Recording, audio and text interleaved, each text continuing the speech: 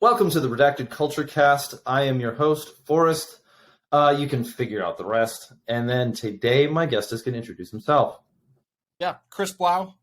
Do a couple different things in the gun sphere, I guess. 1911 Syndicate is one of my businesses. I also work for CGS Group and do a couple other things. Have my own distribution company for some stuff. So a little bit of everything. Cool. And then to find you on Instagram, it's just Chris Blau, CHRISBLAU, no space, all lowercase. All right, cool. That'll be the hub. Cool. And then for those who are listening organically, our Instagram is at Redacted LLC, and then you support the channel through redactedllc.com. The shop is closing for the New Year's on December 16th at morning-ish time. I don't have a defined date, but then we'll reopen next year. So nice. Thank you. So just so everyone knows, if you're like kind of waiting on stuff, shoot me an email or give us a DM. I'll see what I can do, but the pretty hard shop close date is going to be the 16th, but we still can be reached through social media. So, Chris, the thing that I wanted to talk to you, we were on the pre-show, we were addressing this, and the subject of topic today, I want to start a little bit more on the personal side and addressing a little bit about how your path, let's just say your path to where you're at, but also how that applies to culture in regards to the time investment necessary and what it looks like, and how do we define rewards or achievement or getting somewhere or finding our place, because these are all, these are all things that I think are represented in like the meta culture, like American culture as a whole, but we have a specific eye into it as part of the gun culture because we can see it more clearly the closer it is to us. Sure. And gun culture is closer to us than American culture to some extent. And so we see a lot of things like jealousy and envy and struggle and challenge and hardship and conflict, but we also see a lot of encouragement. And as much as I can say I'm optimistic about it, you know, right now I think we're kind of riding this really nice high in gun culture as a whole of like for the boys, getting together, spending time with each other, trying to make sure we look out for each other, trying to be like, you know, a little bit, I don't want to even get quote unquote political, but like a little bit less on the consumer side and a little bit more on the culture side seems to have a lot stronger vein in our industry. But you said something when we met that had to do with sort of this, it's not so much achievement, but and then you told me your story. So could you kind of start walking us through how you got to where you're at and like what even that looks like? Because it's a lot of mystery. It's easy to get lost in the media side of things. Yeah, for sure. Yeah, I grew up in a gun culture household with my dad being the great white hunter, always wanting to go hunt and shooting. And when he'd go on hunting trips with his buddies, I'd always tag along because I was old enough. And I think I shot my first pistol. Dude, I had to have been 4, 5, 6 years old. Dad helped me shoot it, and it was a 44 Magnum, believe it or not. Like, you know, I didn't do anything, but Dad was there holding the gun, right? Kid pulls the trigger, kind of. And, dude, that started an obsession till now. You know, I'm 34. Like, always growing up around guns, having a dad that did it. Like, it was legitimately a part of our culture and just, like, my household. And a big thing my dad always stressed was weapon safety, too. And he's actually very proficient and safe with firearms, which is awesome.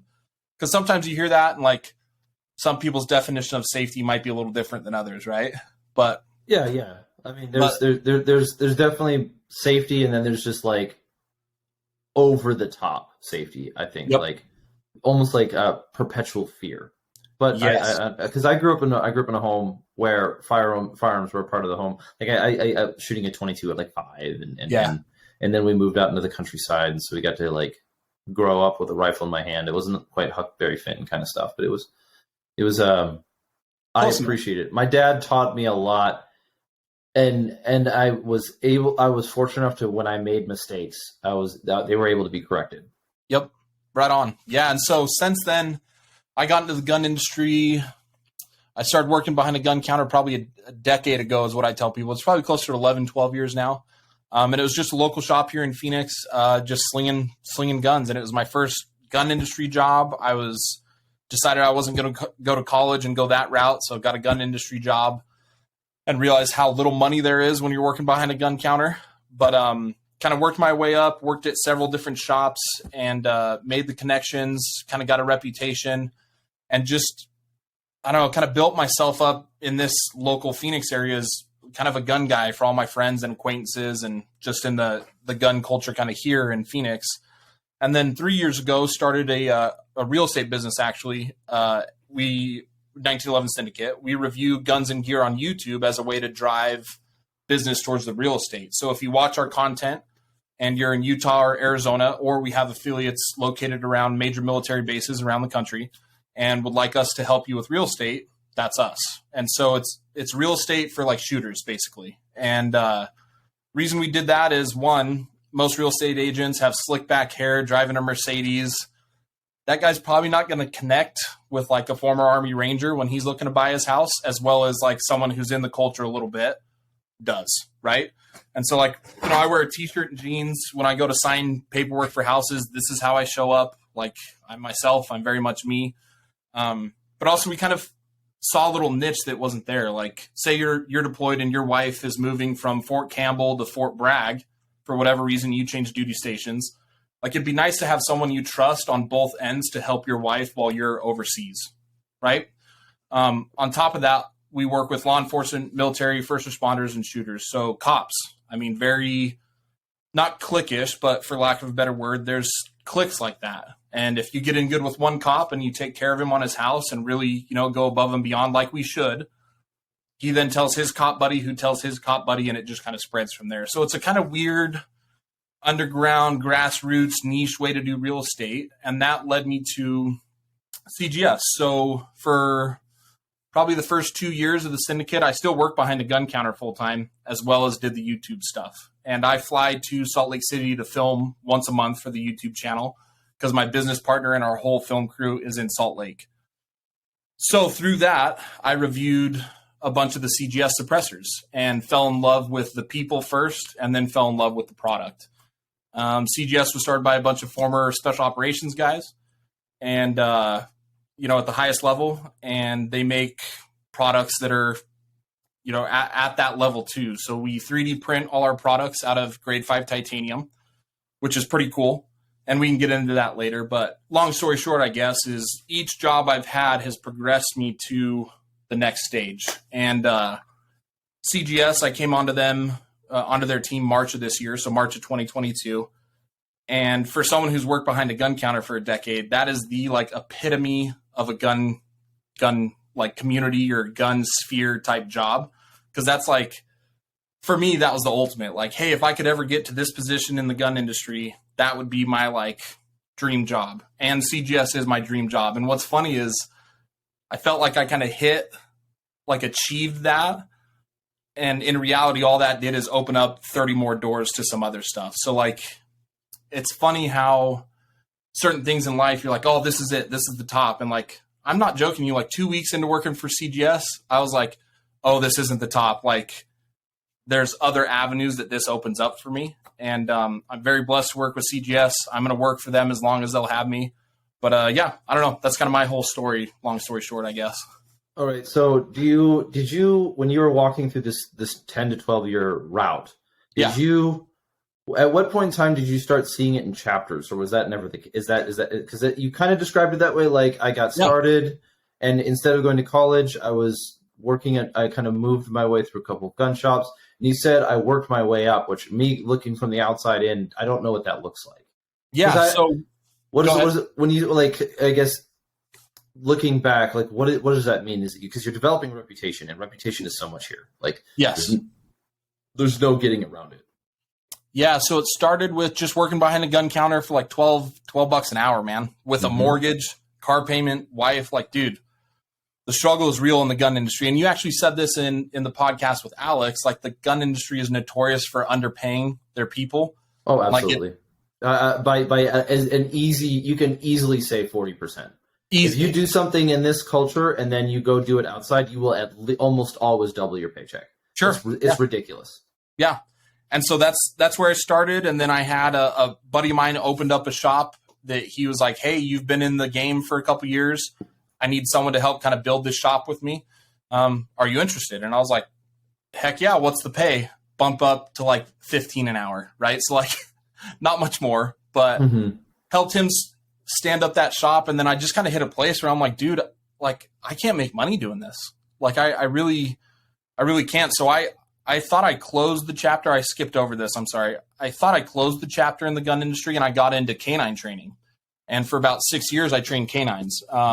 Some military stuff, very small, but some local law enforcement and private security. And then I specialized in service dogs for veterans. When I was in college, I was going to school to be a physical therapist, specifically for neuro. This was before gun industry stuff. So you went into college, but you didn't finish college. Is that what we're saying? Okay, so you left college to go into the gun industry. Yep. And then you drew back on some of that education to push you into the neuro side of dogs. Yeah. So got into dog training and working with service dogs for people with disabilities and veterans, and then some of the canine stuff. And I did that for about 6 years and just, dude, fell in love with it. I'm not tooting my own horn, but I feel I was pretty decent at it. I get along with people real well. I get along with dogs real well. A lot of that is training the owner, not so much the dog, right? Dogs are easy, like nonverbal communication, Pavlov's dog. With those two things, like read their body language, condition them to get what you want. They're fairly simple. Humans make it far more complex than it needs to be. That pesky cognition. Yeah, right? And so I thought I closed the chapter. And then when I got out of dog training, dude, I was kind of like, I don't know what I'm going to do with my life. Like I was kind of up in the air. And then Jake, my business partner in the Syndicate, moved from California to Salt Lake, got his real estate license, started doing the Syndicate, and was like, hey, would you like to come on to this? And I was like, dude, I'm not doing anything. I'll get my real estate license. Let's do it. So then the gun industry chapter opened again, but in a really weird, niche, kind of off-kilter way. Like 2 civilians, I never served, neither did Jake, on YouTube reviewing guns and gear. A lot of people in the beginning were like, well, who are you guys to like review this stuff? You never deployed, didn't do anything cool. 100%. You're absolutely right. But I like to shoot, and like, I don't know if that's necessarily a prerequisite, because I'm not necessarily saying like this is the kit you need to go into war, because that's not my place. But hey, these are some products that we shoot. We shoot a lot, and we train, and we like these products, and it's actually marketing for real estate. And then that chapter opened to a sub-chapter with CGS. So yeah, definitely different chapters that have opened and closed and kind of sub-chapters of that. But did that answer your question? No, it definitely did. It's also part of like the thing that I want us to be able to do in some of these shows is for even myself and for the catharsis of others to be able to talk about the things that they've observed in the past, maybe sometimes lessons learned, but it's also to include the relevance of the person, the individual speaking, into the subjects they're talking about. And I think a very good example of it is, you said, both of us were civilians. We had no background in the military, so like, who are we to review anything? And immediately I'm thinking, well, it's actually the process that's more important than the resume, to be very clear. But the resume opens up the likelihood that somebody will have a perspective that is very valuable in that information. A really good example of it would be, you and I can sit here all day and talk about how this 5.56 round versus that 5.56 round works in ballistic gel. And we can try to understand as best as possible what its terminal ballistics are going to do. But there is an added value when somebody has actually used that in duty and been able to communicate it well. Because and there's so many layers to that requirement. Like, well, they had to have had the experience, but that's not enough. And then they have to be able to articulate that experience, and that has to add something. But then they also need to be able to articulate the relevance of that experience. And so while the experience can add value, not having that experience is not a negative factor. It's just you don't have the same, let's just say, easier pipeline to relevance. It's a little bit of a challenge. Like, it's not that your objective perception is going to be different. It's that I will tell you there is a distinct advantage to having a military background. And for some of it is simply clout. Some of it is simply the man has done it and I have not. I want to listen to somebody who's done it. I don't want to learn about how to publish a book from somebody who's never published a book. I don't want to learn about certain things. You see where I'm going here? Yep. And then that is juxtaposed against the very spirit of our nation, which is anti-elite or no elitism. Like there is no like or it's juxtaposed against the spirit of our nation, which is all men are created equal. And so, though we may act differently and make different choices, I'm listening to you talk about it, and I'm listening to you say, well, I had no military experience. And now I'm thinking, well, what is that relevance? How is that relevant to your review process? Because I'm now interested in the process. Yeah. How are you saying the process? So that will that's kind of the point, I guess. Yeah. And that, at first, even up until like kind of the Syndicate really started to get its legs underneath itself, mm-hmm. I never served. I grew up religious and actually served a church mission for 2 years, which is not the reason why, but one of the several reasons that led me down a different path than the military, right? And I always had a little bit of a insecurity about that. And one of the first big guests we had on our channel is a former, he's a tier 1 guy out of Fort Bragg for the Army. His name's Jason Beefley, and he was actually one of the project leads for the 416. So pretty cool background. And then also he was at the unit for Mogadishu, Black Hawk Down. Oh, geez. And got out in 2009. And if I get that wrong, I apologize. But he was in from I want to say late 80s, 88, 89 to 2007, 8, 9, that time frame. Sorry, Jason, if you listen, my bad. But we did the video with him kind of going over the 416. And we had friends at CGS at the time. This was before I worked for them. And a bunch of the guys who worked with Jason at CGS watched the video. And the owner of CGS called and said, hey, I want to let you know you guys did, all the guys here said you guys presented Jason in a good light. You presented that unit in a good light, and you didn't overstep your boundaries. And dude, it was probably the first big weight lifted off my shoulders with that insecurity of not serving. Because, giants among us were like, hey, what you and Jake are doing, we sign off on because you're doing it the right way. We're very clear we never served. We even joke about it. I got beard tattoos. We talked about stolen valor earlier, which we can get into later, but I do get assumed to be a military guy a lot. I got the tattoos, the beard. I wear combat pants often when I'm shooting. So but I am the furthest from that, and we own it. And so I think that's where a lot of the insecurity went away, just because we own it, and legitimate dudes with that background sign off on what we do because we own it, and we don't step out of our lane. And so recently a lot of that insecurity kind of has gone away, just because, I don't know, if I'm friends with guys like yourself or even infantry guys all the way to the, best special operations in the world, and they're like, no, we just like what you do and you guys are yourself and that's it. It really is that simple. Yeah, I can say on behalf of a veteran, there is always a desire to be part of a tribe. Yeah. And some of it kind of harkens back to the conversation that has already aired with Chris Fettis who was was with the SEALs, and he was talking about part of his motivation for doing what he did was to find acceptance in a group of people. Maybe I might be articulating out beyond his point, but I got the impression that he was saying I was looking for acceptance with a group of people who I could respect. Yeah. That's a big, it's an identifier on top of it too. It's I want to be accepted by people who I respect. I got to write that down.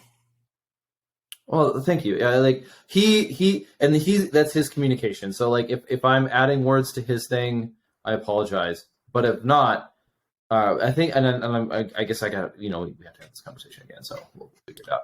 But so coming back from being even a veteran is that I've had the interaction with people who were like, oh, I wasn't in the military, but I wanted to, but I could have, but, and then, and even that group of people tends to get split into two categories: earnest people and dishonest people. Yeah. And it's it's not an ontological difference. I'm not making a metaphysical claim about their ethical foundation by construction. I'm saying there are people who will try, once they find out that you're a veteran, try to come up with some story about how they could have been what you were, but they didn't, because I can't talk to the recruiter, or I could never talk to a recruiter, or I couldn't go to basic training because I'd fight everybody, or like I broke my leg, which you didn't, like these kind of things, or stories like that. And then there are other people where you meet where they're like, oh man, like I was never in the military, but I kind of wish I did. And where I tend to come from is like, I don't know. I wonder if I'm having the same dumb, like kind of, I'm not sure what to say when other people say thank you for your service. Like I'm like, ooh, I don't like. Okay, like that's great. Let's go do stuff. Like like don't be a dick. Like don't be mean about it. Like that. I don't know. And so let's go. I definitely derailed that part of the conversation, but I think there's a little bit of. I can look at people who have accomplished things. Like I can look at the GBRS group guys. And when it comes to just strictly military service, their pedigree outshines my own. Sure. Right? And so I can, in a sense, look up to them. And I can also say in the same breath that there are plenty of SEALs that I have met who are of a high echelon that I don't have respect for. Same. And it's tragic, but the dynamic is a tricky one for us to maneuver. I'm trying to find words to describe it, but the dynamic is a tricky one because in the same way that I can look at a guy who is in the unit and be like, man, I'm jealous of you. I can also look at somebody who's running a very successful business and say, I legitimately and I'm jealous of that guy, or I'll hide that jealousy and I'll try to replace, masquerade it with something else. Sure. A really good example of it would be, there was a time where I heard from a friend that he had just accomplished something that I was very jealous of. Mm-hmm. And it was a combination. It was the generic accomplishment being like he had done a thing that I was like, man, I wish I could have done. I could do that, and he had gotten in whatever. In my I guess jealousy, I went home and said, well, at least I'm a Christian. I'm not going, or he's going to hell, kind of thing. It was almost that. I mean, I'm paraphrasing how generic it was, but I started looking at other elements of my life and trying to compare those to him, and saying, oh well, I have this, or I have that, or at least I have my marriage is happy, or something like that. Sure. And it was interesting because it took a bit of time for it to wash off. That I was just jealous of him. Yeah. And so for you coming from, you've been through, like, as you tell your story, you have the gun shop years, the dog training years, the 1911 years in the CGS group. How have you observed how you have perceived different elements of the gun culture, and how has that perception changed over that time? Yeah, dude, great question. So your story is similar to when I first got in the industry and I'd see on social media, guys going to shoot and train with SEALs. And I'd be like, man, why can't I go do that? Like, fuck that guy. Like, I deserve to be there. And then, I try to be, me and Jake talk about something of being self-aware, right? And unfortunately, a lot of people nowadays aren't self-aware. They're aware of themselves on social media, right? And how that's perceived, right? But then I took a step back and was like, well, what have I done to allow myself to train with guys like this or interact with guys like that? No military service. Worked behind a gun counter for a couple years. So nothing really, right? Like, what do I have to offer them, or what can I do that would allow me to do that, right? So I started looking at training. When I first got in the gun industry, I started training. You see it nowadays, like there's a million different training companies, from SEALs, Rangers, Green Berets, whoever, right? But I started getting into training and took that super serious. And throughout like probably a 7-8 year period, I'd work behind a gun counter, and then I'd go train with some Rangers that, early GWOT guys that got out and started a training company. Keep working behind the gun counter, go train with some Green Berets, learn from them, and just started making connections that way, and a reputation of like, hey, you guys know this Chris guy? Like, oh yeah, he was in my class like 6 months ago. Oh, cool. He's taking my class now. And I doubt it was ever spoken like that, but just this idea of like, I started putting myself out there and started going to events, local shooting events, like big, we met at the Finance and Maneuver thing a couple, I guess that was a month ago now, huh? It was about a month ago, yeah. It was end of October, right before Halloween. So yeah, we're over a month now. Over a month now. But November wasn't a month. November was like a week, and then Turkey. Oh, like that, dude. Yeah. So I started going to these local events, and then even, me and my wife sold everything after we got married and traveled the country for an entire year in a trailer. This was before it was cool. This is like 8 years ago. And even during that, I'd scope out gun events across the country, and I'd go to them and like meet, connect with people, talk with people, connect with social media. And what that led to eventually is that jealousy I initially had. Now, like, I mean, there's guys at CGS who have been at the highest level of the military and done some incredible things. And like, I get to just call them and talk about like how Thanksgiving was. Like, they're friends now. But that jealousy, I had to take a step back. Well, why am I jealous? This is why. Well, how do I get to that? And I didn't actively pursue, like, I want friends in special operations. I am a military fanboy, and as long as I can remember, I've read all the books, I've watched all the movies. Like, I do enjoy the military culture, but that jealousy I had to change and turn into, like, well, do I deserve to be there, number one?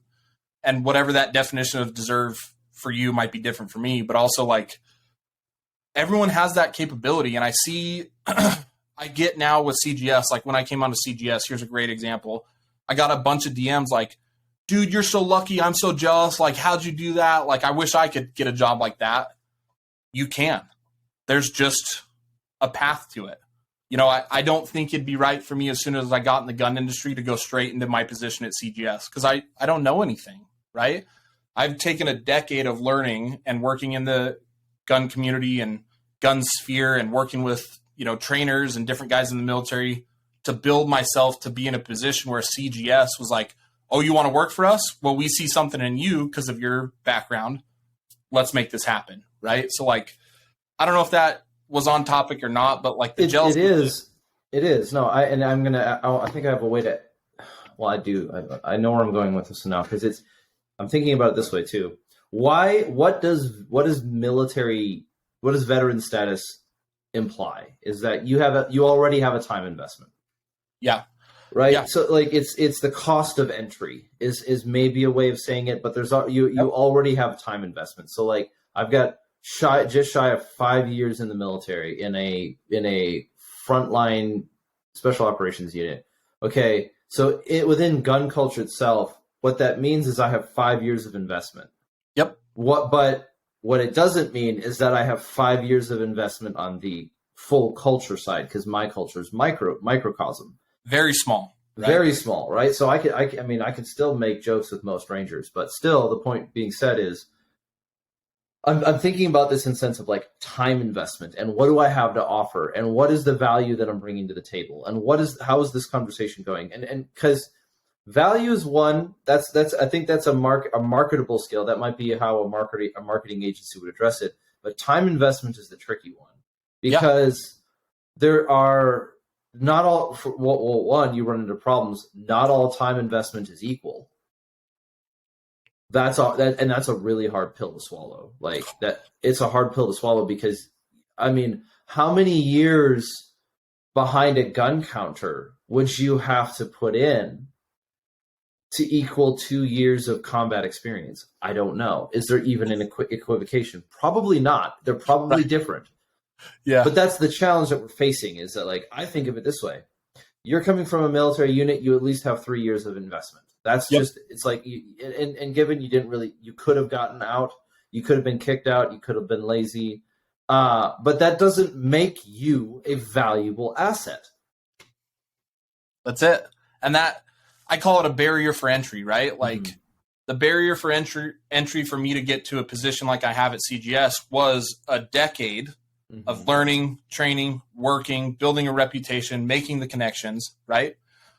Just like the barrier for entry for me to train dogs, I did an apprenticeship where I trained for like a year without getting paid, man. And that was difficult. you want to go into, let's say, an infantryman wants to go to Ranger Battalion. Well, there's barrier for entries for that. Airborne school, we can list them off, right? You get an Op 40 contract for sure. Like 18 X-ray is a great program for guys to get into the Green Beret pipeline. But generally, there's a barrier for entry for things. And I think nowadays in society, it's instant gratification, right? Yeah.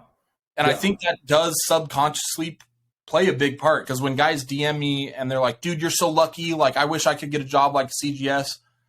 In a nice way, I'm like, oh, dude, for sure. Like, trust me, I'm blessed. I'm very fortunate. But what you don't see is the 10 years behind a gun counter making no money to get there. And that 10 years encompasses a lot of stuff. But on top of that, like, dude, my wife is the one, like, from day one is like, no, I know you'll make a career in the gun industry. Like, I believe in you. So even those times where I'm making $12, $15 an hour, she's like, we'll figure it out, but I believe you. I believe in you. And, like, it has led to this. So, like, when I got the job at CGS, that whole decade, that barrier for entry led to CGS. I got home and I started crying. I'm like, hey, I landed the job. And my wife was like, cool. I was like, you don't seem very impressed or happy. And she's like, I knew you'd do it. So, like, good job. I was like, damn, I wanted a little more congratulations than that, but I'm going to go call my boys. Yeah. We're going to go. And the boys were the ones that were like, like, good job, and so mobbing you barrier for entry, I view that in my life now with almost anything. Like, this is the goal I want. Let's make a plan. And that plan is just the barrier for entry, right? Because as soon as you hit that goal, like, CGS opened up 40 other doors that I didn't even know existed. And so there's now barrier for entry for those doors that I got to get to. So, like, I don't know.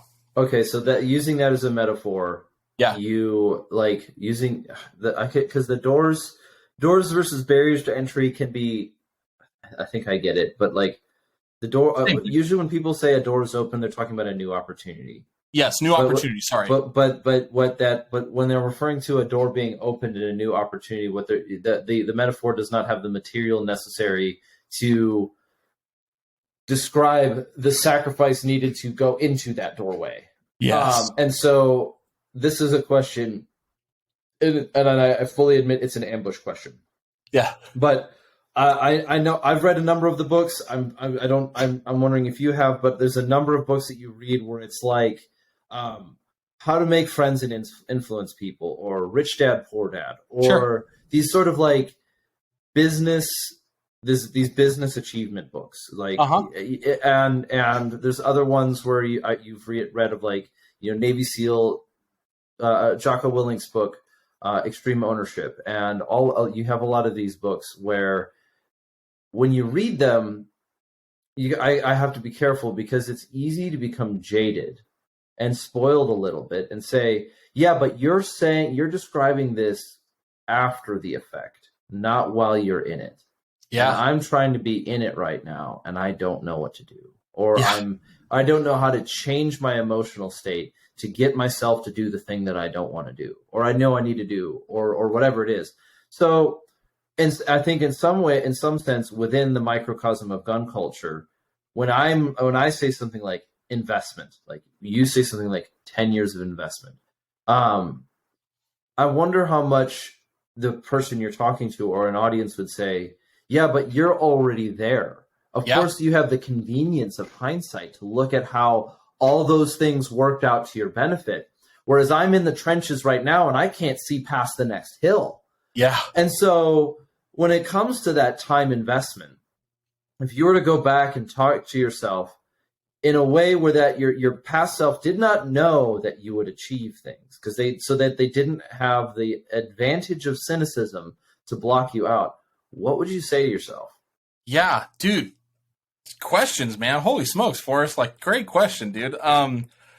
So I kind of back engineered this whole thing. So little sidebar, like when I got in the gun industry, and we still see it today, like sometimes you might have an experience with someone you look up to, like here's an example. I had a Green Beret friend that I looked up to, and there's some bad blood there, and things just kind of fell out, and it put a bad taste in my mouth. So what I'm getting at is, like, I never wanted to be the gun guy that maybe no one looks up to me, but say potentially someone is like, man, Chris and his career, like, I wish I could have that. Well, like, aren't you 6'2"?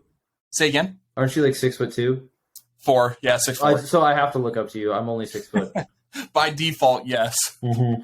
But I back engineered it because I never wanted someone who wants to make a career in the gun industry to meet me and me be the bad taste in their mouth, right? And so what I do now is like when I go to gun shops and I do CGS demos around the country, you know, I get asked like, dude, this is the best job. Like, how did you get here? Dude, I tell people what I wish myself now would have told myself 10 years ago, right? Which is, hey, man, awesome industry to be in. The biggest things are that I could say that would help people get to where I am. Or what I would tell my young self is you never compromise your morals. You never compromise your ethics. And those always become paramount, man. Like in the gun industry and gun shops, people be like, well, I was told this is the best gun. Hey, that may be 100%, but like morally and ethically, I would like to share a story with you about why I feel this gun is better. Let's say a Glock over a Sky or a Taurus or whatever. Like inherently Glocks are always going to go bang. Like it can be argued to death, but like we can all agree like they're very reliable guns, right? So like morally and ethically, I wanted to get, even if it didn't mean the sale would be mine and I'd lose out on commission or whatever, the moral and ethical right thing to do was lead them down the right path from my experience, as well as sharing others' experiences that may validate that a little bit, right? On top of always do the right thing, be the first one to show up, the last one to go home. My last gun counter job, still doing the Syndicate. I think I might have been working CGS still too. Take out the trash. Like no one is above the little jobs. And I learned that from Jason Beefley that we mentioned earlier. I jokingly said like, oh, do you guys like at the unit, like, do you got to take out your own trash? Like you probably have support for that. And he's like, oh yeah. And I was like, what? And he's like, no one's above the smallest task, dude. We all pick up our own brass. We take the trash out. We clean our bathrooms. Like no one's above it. So always be the guy that's never above that. And this is where the leadership side, like Jocko's book, comes into. For some people that may seem like a simple thing, but like civilians, that concept is a little lost where like it's a team effort and everyone's there as a team together in the gun store to achieve a certain goal, right? So like always be that guy that people can count on, rely on. Morals, ethics, show up late or show up early, stay late, take out the trash. You're not above anything, on top of the connections you make, the people you meet with. Like try to keep, I would have told my younger self, like, don't compromise, what am I trying to say, your circle for like someone who's in the limelight and super cool right now. Does that make sense? It does. It honestly, it does in concept, but not always in practice. Like practice is hard. Like it does in concept, but it doesn't always in practice, because sometimes, maybe another way of saying it would be, we can tell each other not to compromise our ethics to attach hitch our horse to a rising star's wagon, right? Okay, so then you have to ask the question of, yes, but does that mean I can't be genuinely interested in somebody's success? And you know, and there's like, I don't know, like I want to explore this one because this is actually, I think this is very germane to gun culture, because celebrities rise and fall. Celebrities rise and fall, right? There is, you have, just to even throw out names, you've got John Lovell and Tim Kennedy, and you've got Colion Noir, these are Grand Thumb, Admin Results. You've got these guys who are like, they're not quite household names in the world, but within gun culture, most people know who they are. Yeah. And there's a difference, and that's a tricky one too, because you don't want to sell yourself out to try to hitch yourself to the wagon of a rising star. In addition to that, though, and I'd say counterpoint, if they really are worth their salt and you have nothing to offer, it will be fruitless anyway. Yeah. So like I think that's a hard. I think that idea I think the idea of your argument saying, do not sell yourself in order to hitch yourself to somebody's wagon, my lane. Do not abandon your friends. Do not abandon your friends to try to get in with somebody who's in the popular limelight. Yep. I think that idea needs to be expanded more. I think it's a good one, extremely germane. Yeah. But it needs to be expanded more because I'm going to take it off to the sideline. The issue with relevance to you being like a YouTube reviewer guy, right? Yeah. You have this. You have I mean, this is all a caricature at this point in time, but that it will get clipped out. Who cares? There is a caricature, and there's this idea of like anyone who's on YouTube gets everything given to them, and they're just shills for whatever. And Leviathan Group, right? And it's like, okay, I understand that there's a ethical question in regards to somebody doing a review, but where did you get the idea that a person can shell out 5,000 rounds per gun and get more than one review done a year on a $7 an hour budget? Like some of these guys, and like you can look at Grand Thumb right now. Grand Thumb's doing great, and he's put in a lot of time. And I know I don't know the background to his life, but he like bought a ranch and all this kind of stuff, right? Yeah. Or Chris Costa. There's the Costa Ranch. There's John Lovell, Warrior Poet Society. They've got their thing going on. You see some of these people who are kind of at the top, if you wanted to create a hierarchy, who have really accomplished something, and it's reflecting in their lifestyle now.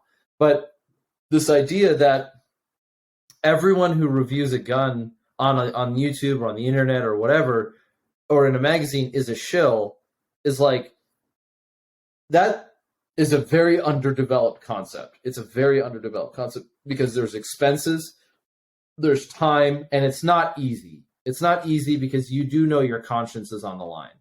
Yeah. And so it's not hard. It's not like you're facing bullets. Like, geez, dude, don't turn this into a generic storyline. I'm not like whoever that news media guy was like, being a reporter is like being a veteran. It's like, okay, dude, like, relax. Yeah. Yeah. No, and that, I mean, you kind of hit it on the head because, so Jake and I, from day one, we've self-funded this entire channel. So my entire life savings, man, like I've dumped everything into that channel, and so has Jake. Now, we've had previous careers to this, as well as we still work full-time doing real estate to fund the channel. And that was strategic so people couldn't accuse us of being shills. Like, we, for the most part, buy all the guns, buy the ammo, and that allows us to be like, hey, this new Springfield, like, you've seen 30 other reviews on it, and all those guys potentially may or may not be part of Leviathan Group, which, whatever. So, like, your definition of shill could be different than mine, but, like, I have no shilling ability because, like, I paid for the gun. And, like, then it becomes my financial thing. Like, well, no, I'm not talking bad about this gun or it didn't perform well because, like, it was given to me and I don't care. It's like, no, I invested my hard-earned money, and I want to. How many guns a year do you review? Oh, dude, let's see here. I mean, I'm working on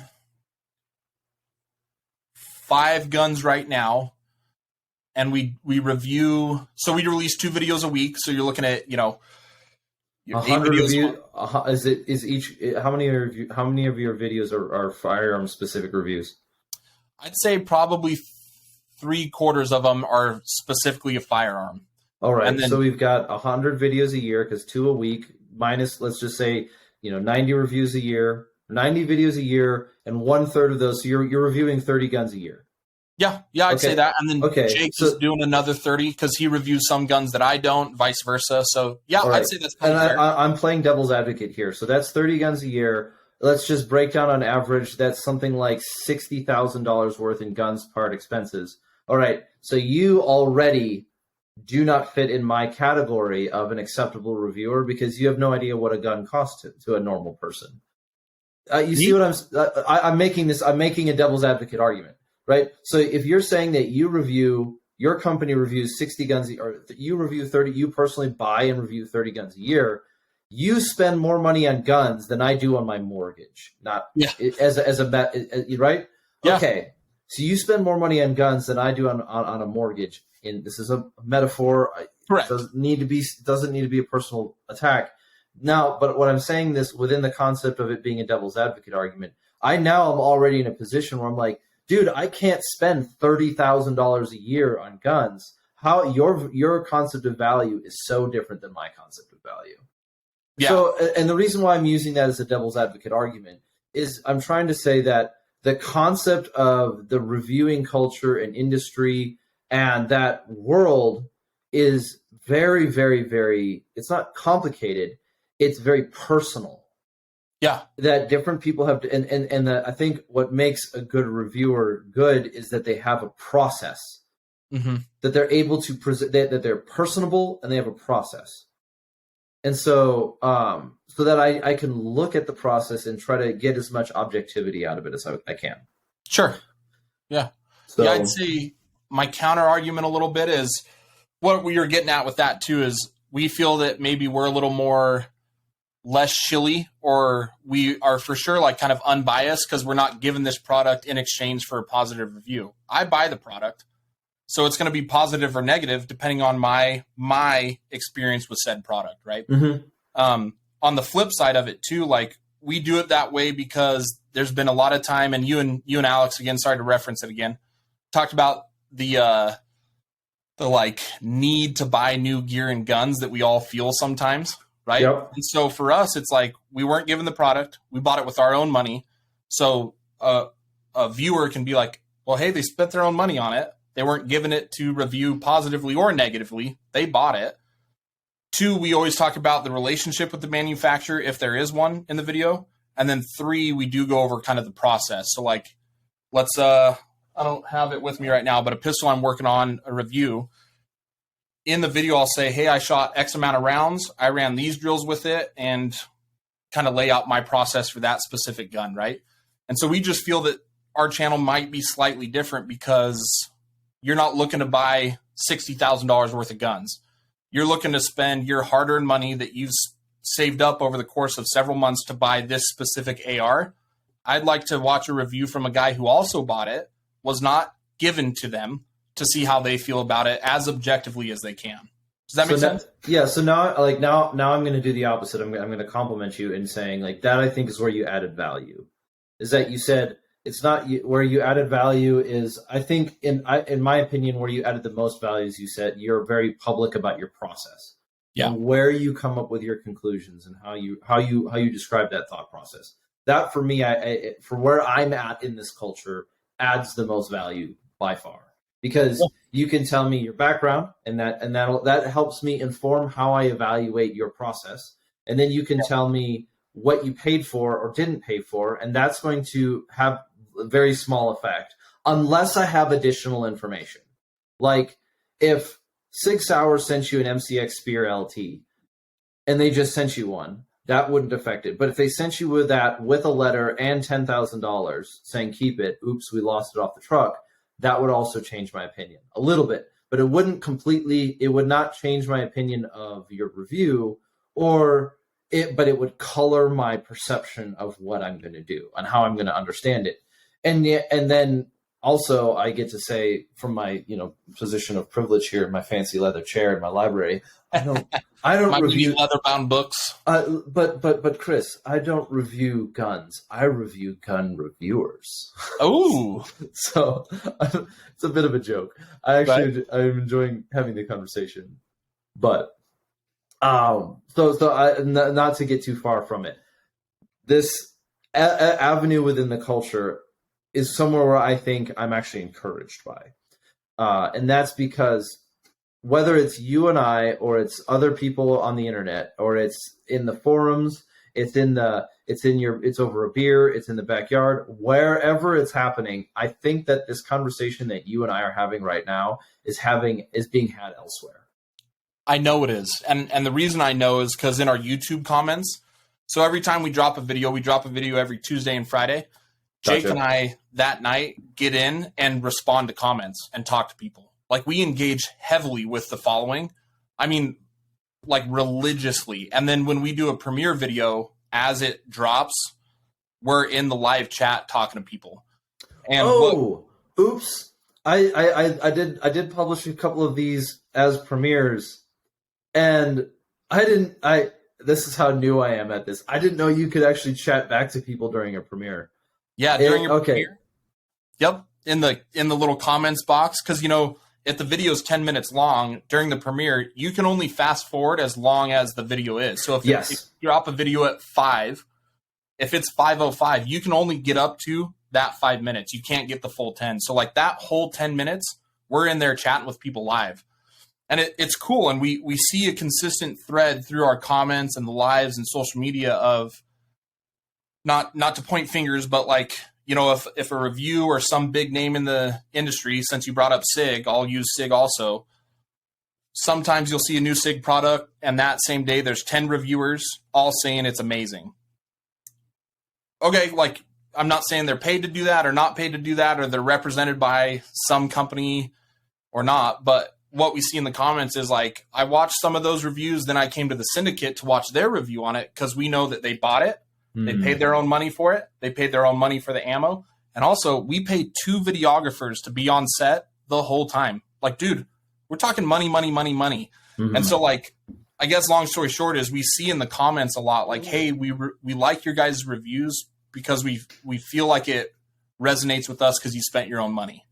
I think there's value to it. It is a value add. I'm not conceding the point. I'm agreeing with it. Yeah, I think there's value add. I think it's a value add that, I think it's a value add it's maturing over time. Like a really good example is if doesn't get the credit for it in my book so far, Grand Thumb pioneered the let's talk about my relationship with the company.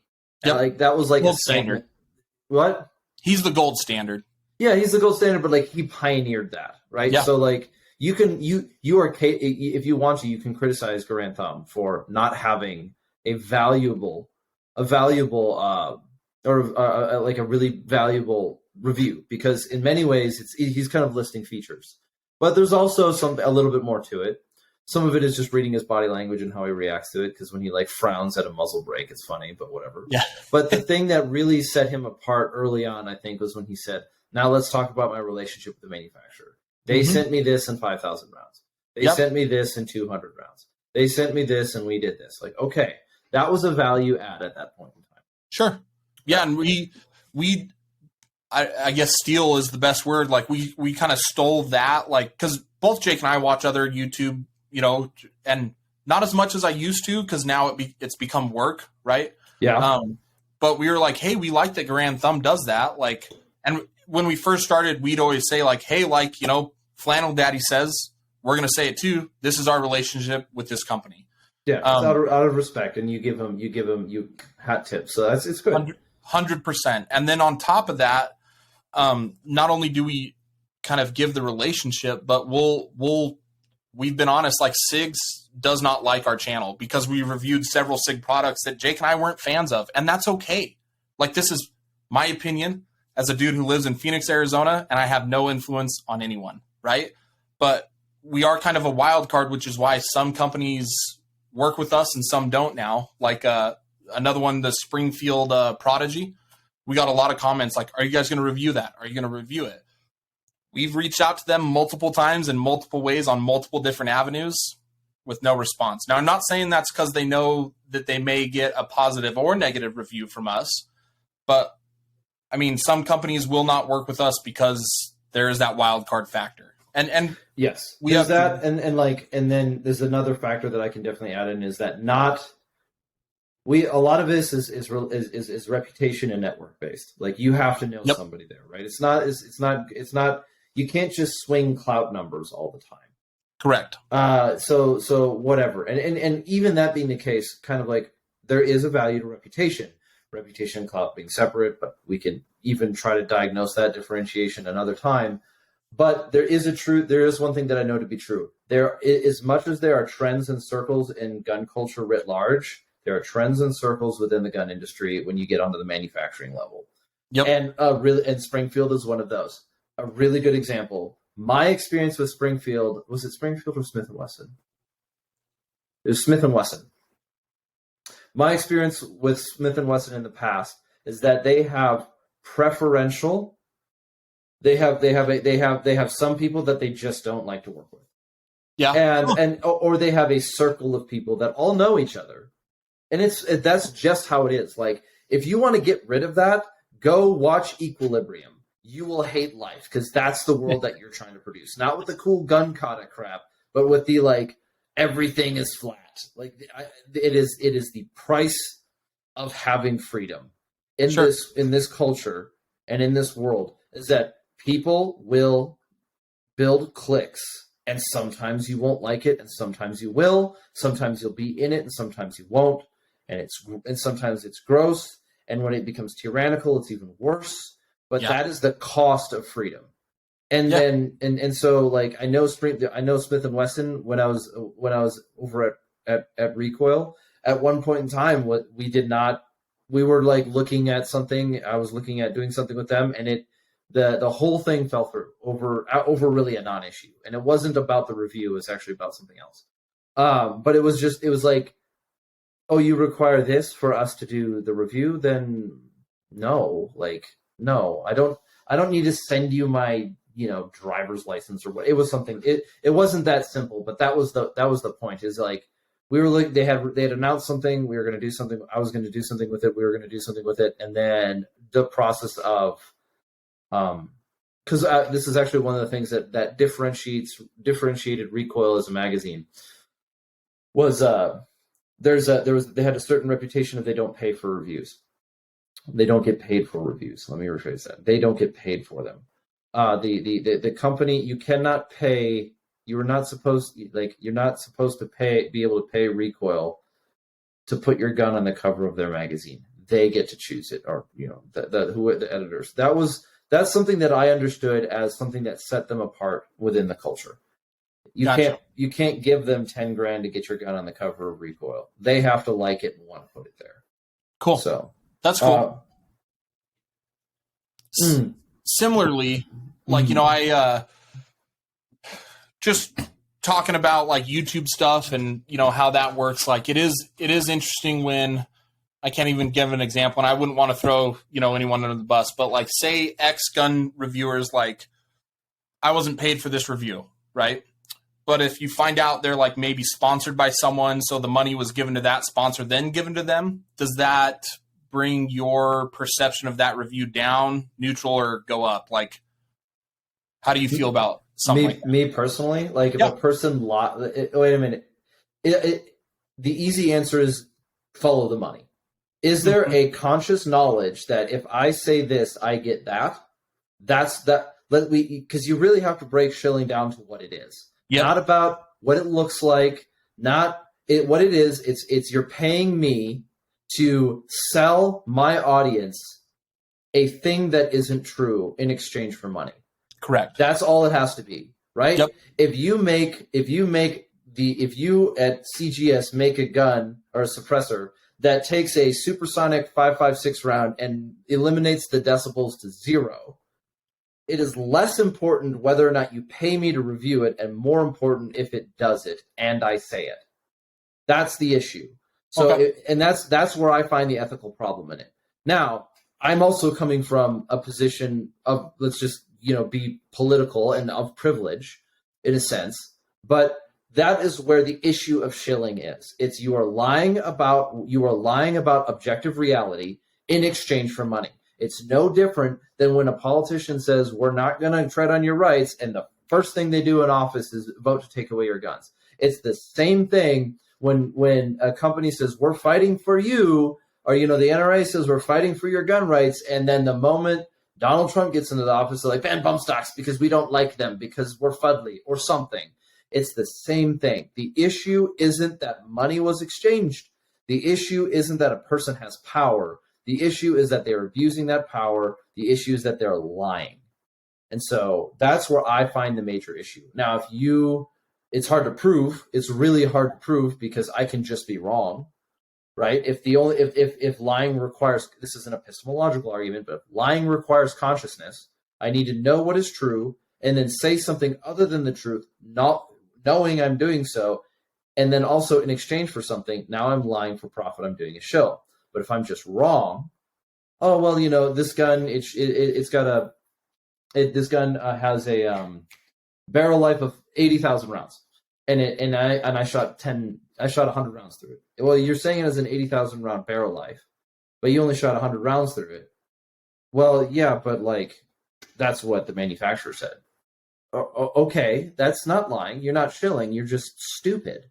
But if you're like, oh yeah, so like the gun's great. It's literally it never has any malfunctions, and then you find out that he got paid 10 grand and they sent him 4 versions of the gun just so it wouldn't break. Then you're talking about shilling. That's what I have an issue with. Great example. Mm-hmm. Sorry, I didn't mean to cut you off there. No, because I think it's a good example. Now, coming back down to, let's go back from shilling, because we spent this whole time talking about the review culture and blah, blah, blah, blah, blah. Let's talk about that, and let's take that same level of investigation and apply it to paying your dues. Yeah, as far as like gun reviews? Gun culture, like having a place within gun culture. Yeah. Right? So like, and this is where it's a difficult issue, but like, this is what I wanted to have. This is where I want to have this conversation with you, is that gun culture itself is a world of being inside and outside at the same time. You're in the group and you're out of the group. You have a foot in 2 oceans at all times. Yep. One part of it is extremely practical, and one side of it is extremely personal. And one side of it is extremely rights and liberty focused, and one part of it is extremely responsibility focused. And so when it comes to gun culture as a whole, and we talked about time investment, the time investment opportunities and the cost of opportunity, how would you try to explain to yourself, or how would you try to explain to somebody what that opportunity, the cost of that opportunity is? How would you try to explain the cost of entry to somebody? Because you're suddenly faced with, well, you have a right to own a gun, but you don't have a right to be this part in gun culture. You have a right to own a gun, but you don't have a right to be a gun reviewer. Yeah. So like, how do you get to that point where you feel you've earned the right? You can do it if you want to do it in regards to as somebody who is a gun, who does reviewing guns and stuff, because you do more content. I'm not saying that I don't want to give off the idea that 1911 Syndicate only does reviews. I know you guys have other stuff. I've seen some of it. Thank you. But the point that I'm saying is, this is for me. I want to answer a question for myself that I'm having a hard time answering, is that we know that there's a cost to entry, but what is it? Yeah. Wow. Cost of entry. You know, I think that almost will come down to like a personal, cost of entry. I guess from my own experience, the barrier for entry where the cost that it took for me to actually feel, about a year ago, I got called a YouTuber for the first time. And I was like, what? Like, ugh, because that is a weird thing nowadays, that's a job description. But yeah, kids in school now, when they write like, what do you want to be when you grow up? YouTuber is one of them, which is, I was thinking the exact same thing. It's bananas, right? So I guess at that year mark, when someone called me, or a year ago, so 2 years into the Syndicate, someone called me a YouTuber, and it was at a gun event, whatever, like, you're a YouTube gun reviewer. I'm like, no, like, me and Jake just dress up in the desert and shoot guns. And then I started to think about it like, well, how did we build this to the point where someone felt comfortable describing us as YouTubers, right? So like, I guess that could be the entry. And so I looked at it that way. And like, I guess when it hit a point where like videography is big for what we do, like it's no tabletop reviews like you see a lot of. Like, we use scenery, we have drones, we shoot in epic locations, we shoot in the snow, we shoot at daytime, nighttime. We shot near the Grand Canyon for some stuff. Like, we go heavy on the scenery. And I guess where I felt like my cost of entry had been paid was when I could look back and see the progression. Like, it went from pretty kind of basic gun reviews to like us in the desert, kind of tripping over how we were doing it, figuring out the process. And then like, there's some pretty dramatic shifts in our content. The biggest shift was we did a review on the Gordon carbine from Mogadishu. Yep. You're familiar? Yep, very.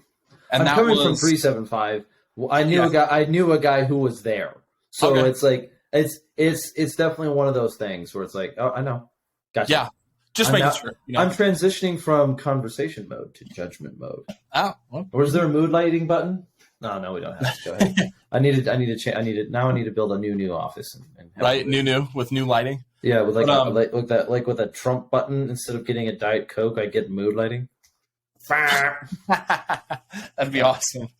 Yeah, but I guess it was at that point where like some very well respected guys from those units kind of reached out and were like, "Hey, like you guys are good in our book." Again, one of those first times where those guys were like, "Hey, you knocked it out of the park. Like we like what you're doing." And I guess that's where the barrier for entry of all that work, like learning the process, how our process works, the videography, my review process, and all of that kind of culminated to this point where it's like, hey, we're on the right path.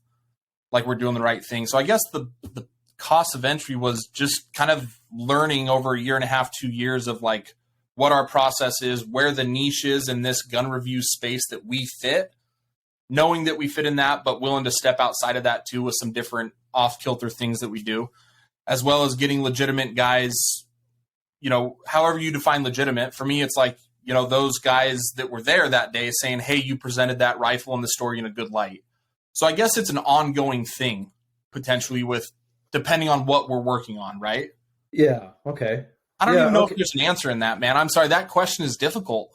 It's a really hard question, and I don't expect it to be answered in a day. But it is a question that, and I will admit it, I am baiting you. I am baiting you like a mastermind with my wizard hat. But it's like maybe you and I don't come to the end of that answer today, but we do come to it in a week because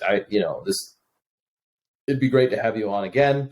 Love to. We still have plenty of time left of this show.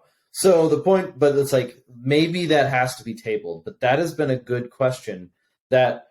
We've addressed it in a couple of different ways, and one of them is I think, and I've said this before, and so I think one of the challenges that the gun culture and gun industry is going to have to face with is that it will be undergoing a perpetual state of identity crisis. Continuous. I don't think it'll ever be able to completely go away. Nope, it never will. Because and some of it is actually very simple. These are tools.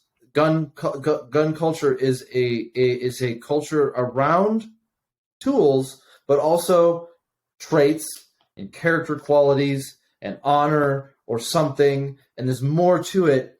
And if it's about practicality aims at something. It points towards some sort of task. And if that task is absent, it can't be practical. You cannot be practical in a postmodern world. Eat that, Foucault. Ugh. Sorry, French continental philosophers are not my people. But the point that I'm saying with that one is this. I think it's an ongoing evolution and difficult problem. It just has to be. And the easy answer for it is when you're an Army Ranger, you have a mission set, or at least you're supposed to have a mission set. You generally speaking have something to aim at.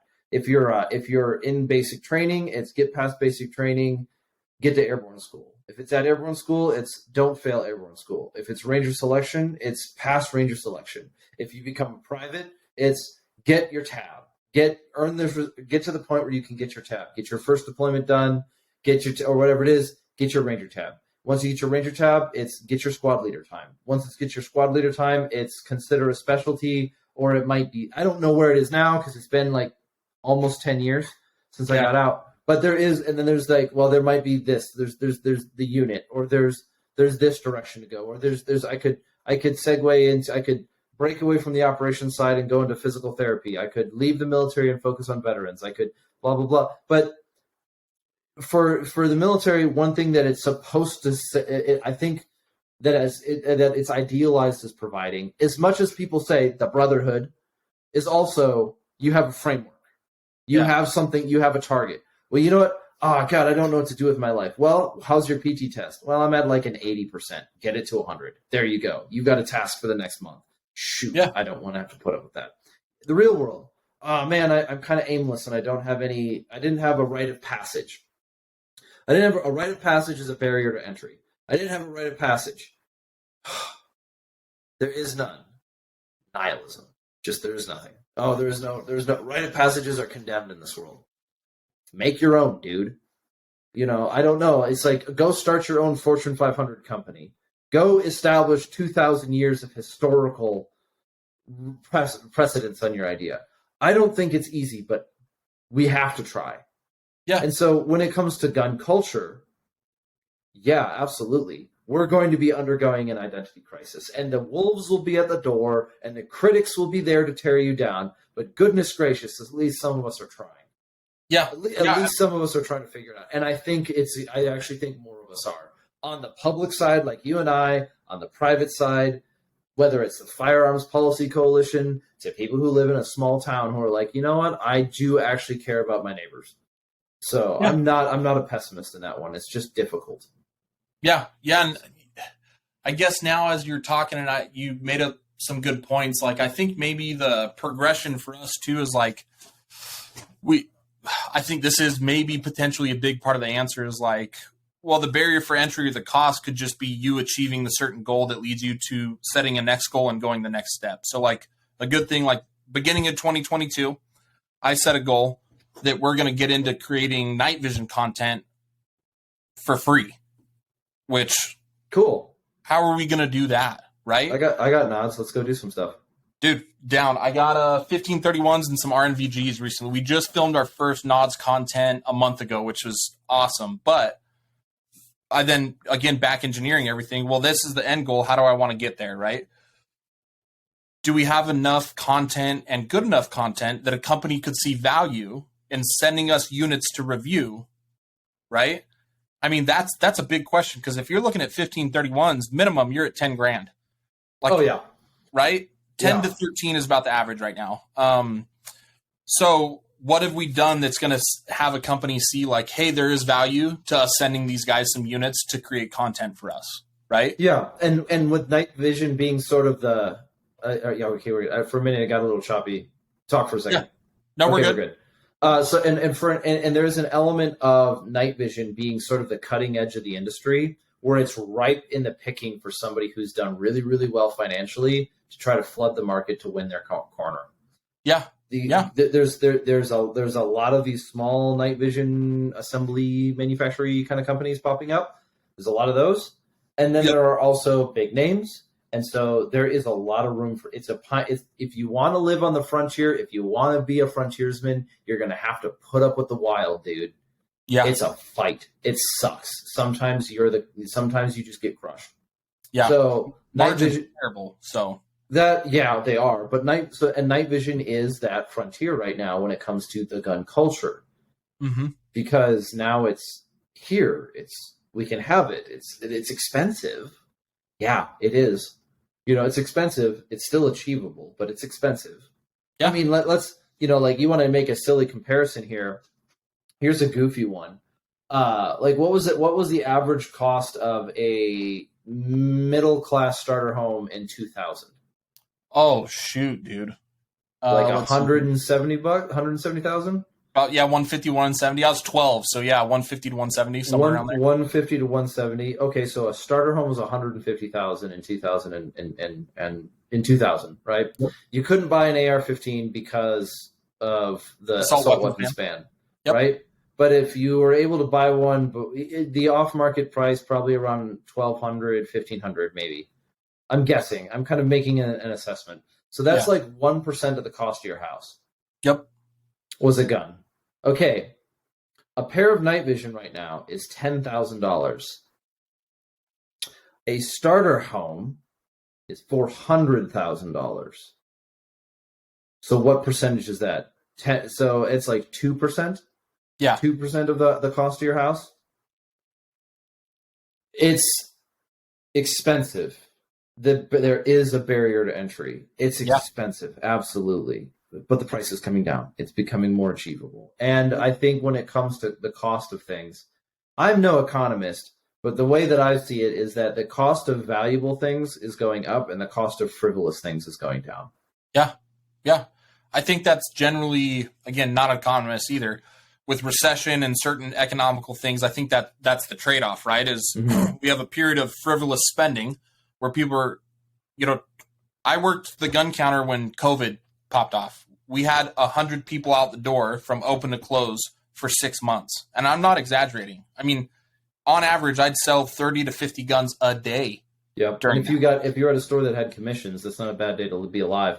Yeah, unfortunately, no commissions at that store. But it's a case by case basis is what I've seen. Unfortunately, because I would have made at least a couple bucks. But that's also like if you there are gun stores that survive from Sandy Hook to 2020 to whatever comes next, and you're like, whoa, that's a rough cycle, man. Yeah, because if you don't time that right, your gun store's done. Like the margins again very small. But what I was getting at with that is like, that was a lot of frivolous spending, not on guns specifically, because right.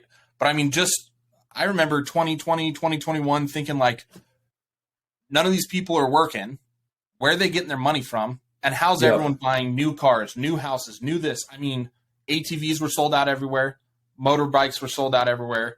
Like everyone was spending all this stuff on frivolous things. We've seen a little economic turn now, and a lot of that's now in stock, but the thing has shifted. So I don't know if that's part of recession and economy stuff, but I agree with you on that.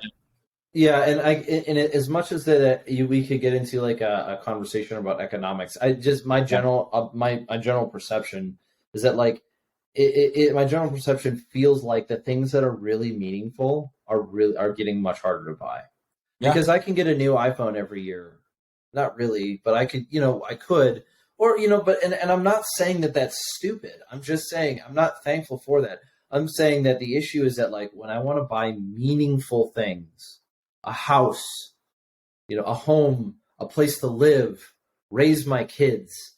That is more expensive, and that's the part. That's the part of the economy that really hits people. You can raise the cost of groceries, and it hurts. But if entire swaths of the population are getting priced out of buying a home, that's when you have a problem. That's when you know you're mismanaging the economy. When when you're looking at almost a generation of the population going, I'm just giving up on buying a house. I'm never going to do it. And like, dude, that's a horrible, because I don't know. I'm a newer homeowner, so there's a little bit of that context. But when it comes to guns and night vision, because this, I'm now looking forward to your night vision content. Thank you. There are certain groups that you really can't be a part of unless you got nods. Yeah. Right? It's just. Well, if you're doing night vision content and you don't have night vision, I don't know what to tell you. Like, sorry, I guess. Yeah. But there's nothing to say. Yeah, but it is achievable, and it is becoming more achievable. But I think one thing that night vision definitely does is it slaps you in the face with the sacrifice. Like, you're not getting around that $10,000 barrier to entry. You're not getting around it. Yeah. Or maybe you are to some extent. Fine. But then there's everything else that opens up after that. And then it's, then you can have guys who have all the stuff, but they don't know what they're doing. And then you got guys who have none of the stuff, and they think that it doesn't matter. It's just the frontier. That's what it looks like. Yep. So, it's such an interesting component, because like if you're going to buy night vision, chances are you already have an AR-15 that's modicum, and you've got it. So you've at least bought a rifle or a carbine or whatever. Thanks ATF, and then you've bought a suppressor most likely, and then a decent optic, and then a light, and you've got all these other things.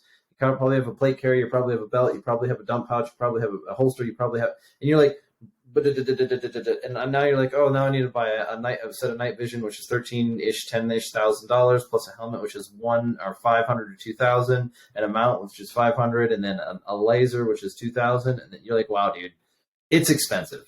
Yeah, it's an expensive, and then a second light, and then geez, it just never ends, right?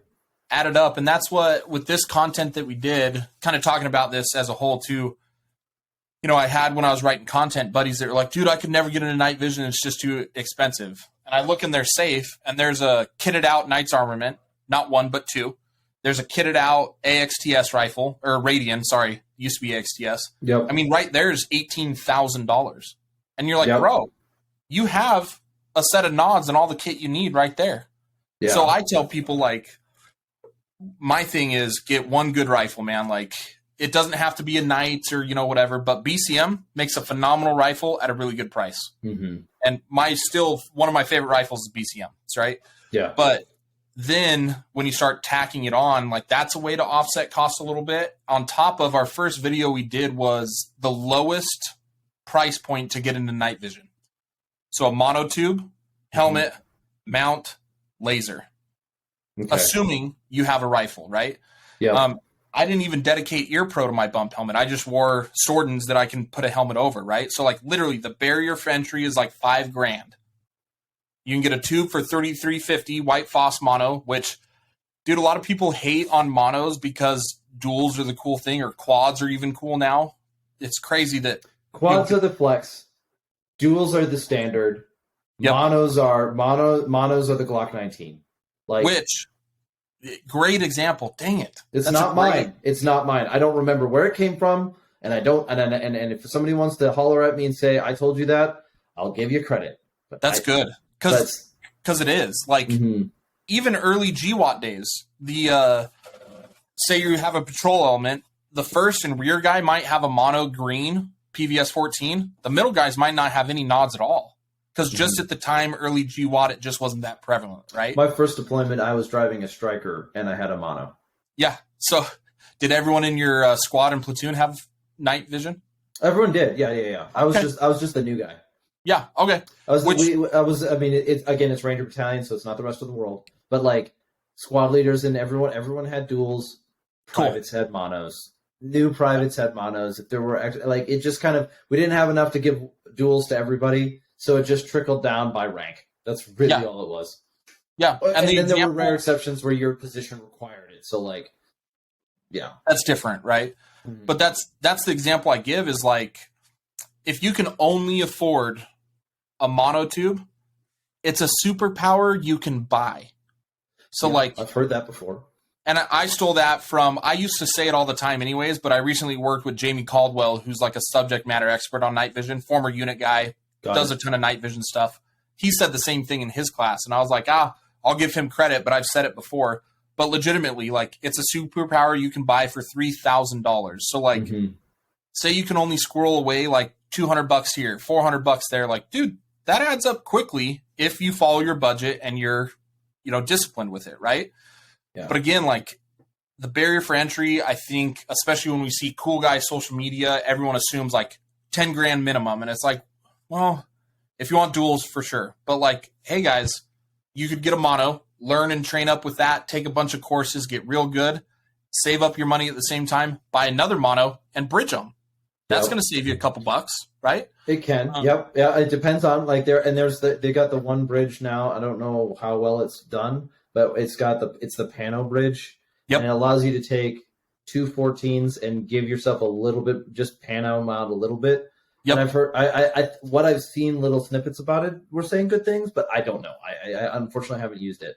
And Same. my privileged bourgeoisie position is very skeptical of bridging 2 14s. But I also, and like, that's what I'm saying. I'm coming from like the bourgeoisie position where the only time I've ever used duals, I was in a unit where I was given them, or I bought my own and I went straight to duals because I was in a position where I had a whole bunch of stuff. And how I got into dual night vision, generally speaking, or how I got into dual night vision is, I had some pickup gigs that were able to make me a decent amount of side money, and every time I worked this one kind of thing where it's like somebody needed help with a certain thing, and I could help out with it.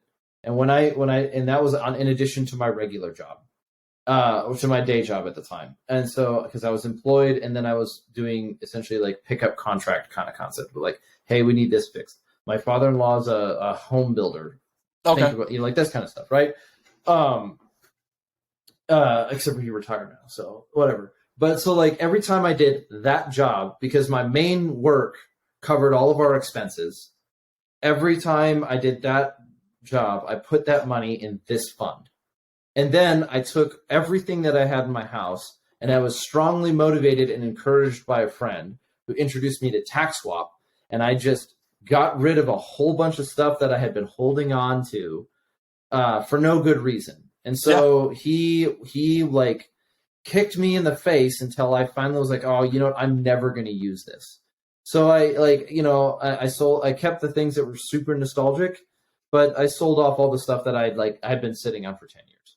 Yeah. Or I just never used or stopped using. And that is how I built up my pool, and then I bought a set, and that's it.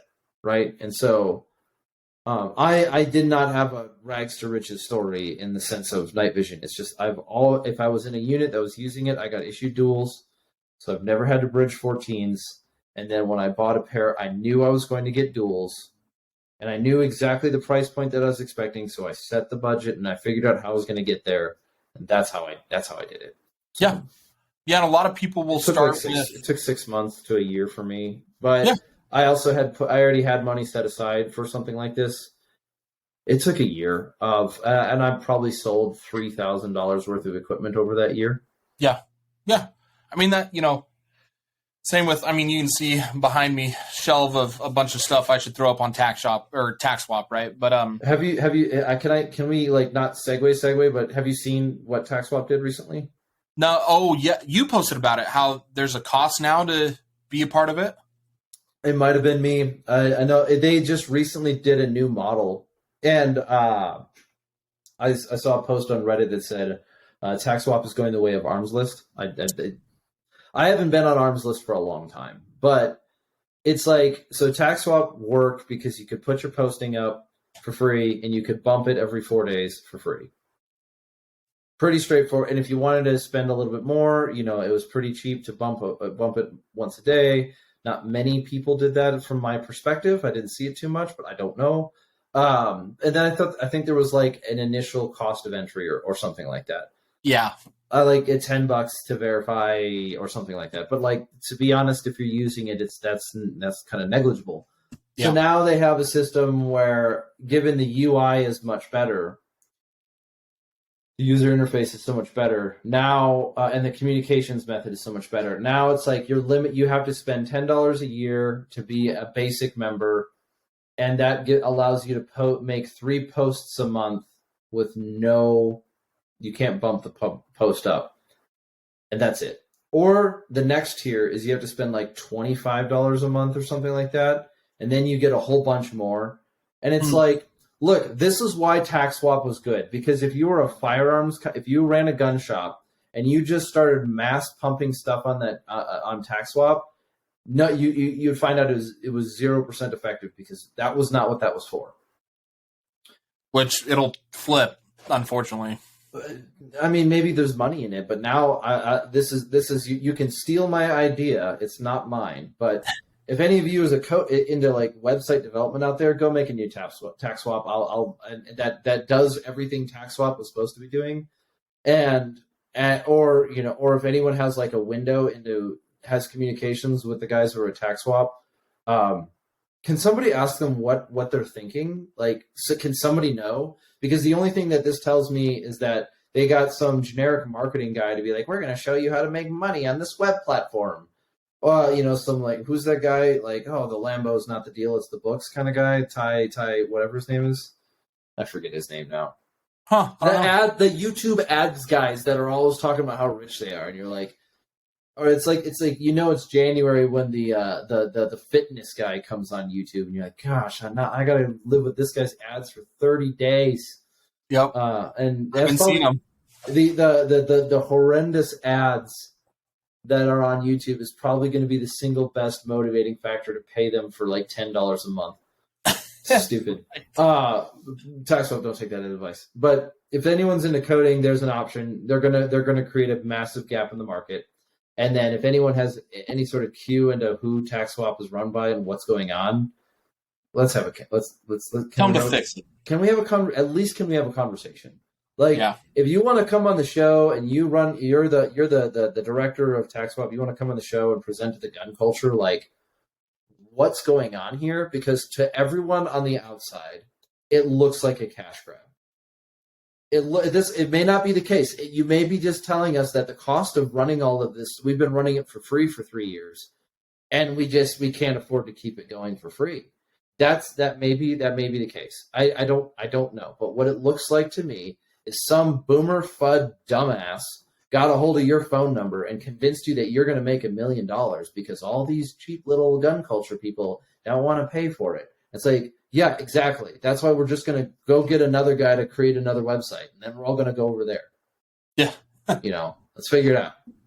Yeah. Come on, man. We could make a better future together, not apart. Right? Yeah. So, huh.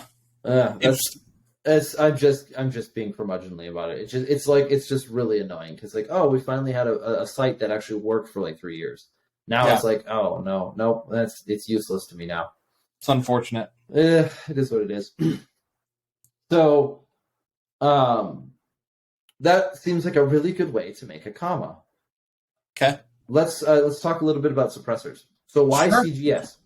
Why CGS? So, from the previous, conversation we've been having, I found out about CGS just from reviewing their products on the channel. And Jake, my partner in Syndicate, was actually the first guy to review them. And then I got sent a bunch of their cans for a review, and just fell in love with them. So I got a couple here with me right now. So this is our Hyperion 762 QD. So this is 3D printed, grade 5 titanium. So it's, I don't know if the camera can see, but there's no seams or no welds anywhere in the suppressor. So titanium cans for a while in the gun industry kind of were like for hunting rifles because they're not high round count cans. Because eventually with traditional titanium cans, the welds will heat up too much, pop, and then that's where the failure is in the can. Since there is no seams or welds, that's one issue we've taken out of the equation, right? Part of me says yes, but part of me says, isn't the entire thing a weld now? Well, 3D printing, right? Yeah. And I'm not a 3D printer. I don't have one. So. Yeah, 100%. And I'm not either. So I'm going to explain all the information I'll give is what I've been given from like the engineers and far smarter people than me, right? Mm-hmm. But because it's 3D printed, basically the laser makes it as one whole cord unit from the floor up. Okay. So I guess technically it is still a weld if you want, but it's one single thing. Because I could imagine one of the issues with a weld is that you have it's like if you were to take a forged receiver versus a milled receiver. They're both technically made out of aluminum, which is an alloy, right? Isn't aluminum an alloy? Yeah.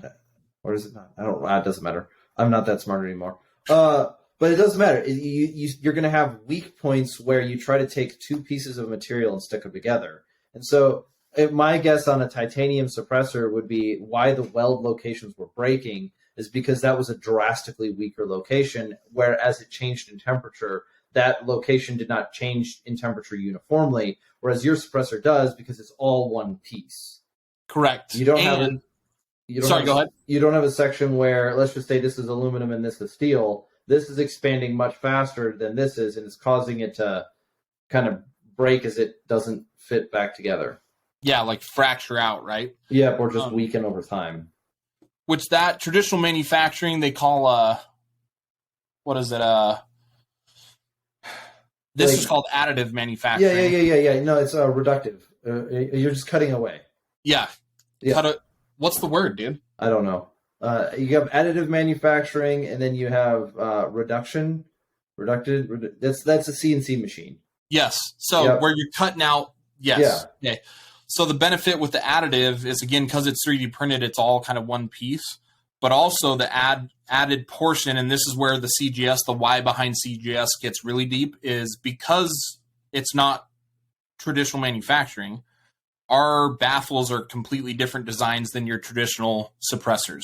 Okay. Because when you're taking, like, is it restrictive manufacturing? No, I'm going to Google it on my other computer. Google it because it's going to drive me crazy. When you're doing traditional manufacturing where you're cutting out or boring out metal to make something, that inherently is going to have some issues. Your machines could be perfect, right?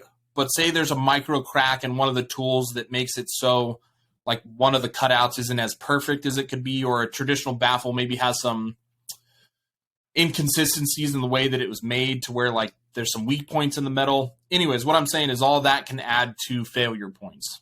But with additive... Subtractive. Gosh, dang it, that's what it is. Subtractive. It's so simple. Additive versus subtractive. And somebody's like, but you learn this in kindergarten. You add and you subtract. Someone is on their computer like so mad right now. But look, good for you, bud. High school education, so we're not working with a lot here. But I did go to college. Yeah, I went to college for like liberal arts, so I could talk down to people. Nice. So with subtractive manufacturing, there's just some roadblocks. Like you can't get certain baffle designs or certain ways you want to make the suppressor. So with instead of like a traditional Orion baffle, which is or Omega baffle, which is circular, we have some weird geometric shapes in there because the laser can print it from the floor up. Okay. So any design we want, we can just make into the can. And so that is a big difference for CGS. So how long I'm taking bets. How long do you think till the gun industry's got an additive manufacturing suppressor where you get to put your cool guy phrases welded into the baffles? Although you will never get to see it. You're like, oh yeah, the inside of your baffle says, like murder, death, kill, or right. Or like, what was the one? I saw one that was. This was when this is in 2012, 2013, 14 maybe, when a lot of that cosmetics things were getting really big, and it was it was a really cheap kind of garbagey AR-15 that was on the shelf at this gun store, and it had Hellraiser and Hellslayer and fireballs and demons, random crap, just etched onto anything, and they were trying to sell it for twice what it was worth, and it was just one of those things you looked at and you gone, that's a $500 AR. And they're like, yeah, well, it's $1,500. Why? Because it's custom. Custom shit. Yeah. Dude, no matter how much sugar you pour on a pile of dog shit, it's still a pile of dog shit. I mean, it was just funny because it was you never go full, and he did. He went full moto, and just everything that could be laser etched was laser etched with some, just the Cringe Master 9000. It's just... This is amazing. Somebody's got to make one of those now. Send your spare parts. We'll make the Cringe Master 9000. Right? Dude, that could be your, redacted... signature rifle. Yeah. Cringe Master Redacted Edition or something. Oh, that's so bad. Good. Please don't. I want to be remembered for something good. Oh. But that's... Okay. So that's kind of you've got this additive So what this does is allows you to really put you can do things with the manufacturing of your baffle that other people that subtractive manufacturing can't do because you can't fit a bit in it, or you'd have to weld parts together to make it happen. Gotcha. That sounds cool. What does it do? How does that do anything? Yeah, what's the why behind all that cool stuff? I can have two baffles shaped differently, but what does one shape do differently than another? Yeah, so cool. Another thing before we get into that is because we 3D print them, a hot button word in suppressor technology right now is flow through suppressors. Yep, okay. Okay. We have exterior chambers on our suppressors that add that flow through style suppressor also. Okay.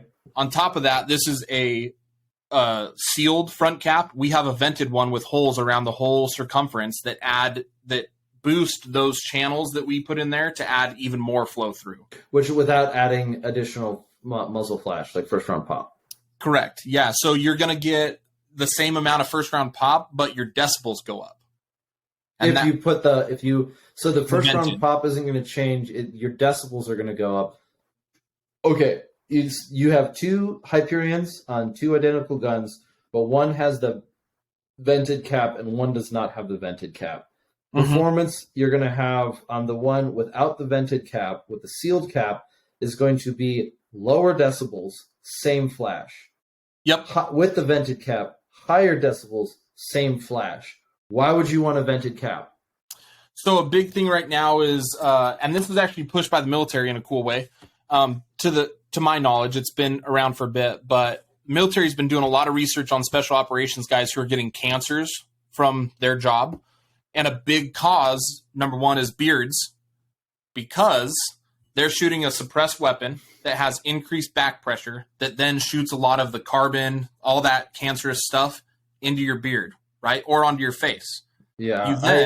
I just found it. I just went through an old series of pictures and found a picture from me in 2012 shooting after a day of shooting suppressed, and I had a black side and a clean side of my face. Yep. Now, I look like I was 11 because if I don't have a beard, I look like I'm 11. But dude, I look 12, just like a fat 12-year-old. So that's why I always have a beard. we'll have shave day, right? Both our wives will leave us. Oh, dude. Sidebar: accidentally shaved my beard one time down to the skin because I was trimming it and messed up. And I came out of the bathroom and my wife was like, yeah, no, you need to not do that again. And I was like, okay, cool. So beard life forever now. But is it in the contract of your marriage? Right? Which why we have contract for marriage that the government requires. I don't know. That's a whole separate thing. But no, it should be. I'll annotate that in the new contract, right? Oh, that you get to keep your beard, or she's not allowed to divorce you in the event that you accidentally lose your beard in a horrific car accident? I think I got to keep it. Yeah. Okay. Yeah. No, she's the one who requires me to have a beard. She's like, will not, she does not want to be thought as like a cradle robber or something. Right. Or be looked at as one. It's like, dear, our age is not that different. But she's like, yeah, but when you shave your beard, significant. Like, dear, most people think you're 5 to 7 years younger than you actually are. So like, bleh, or whatever. Doesn't matter. Getting there.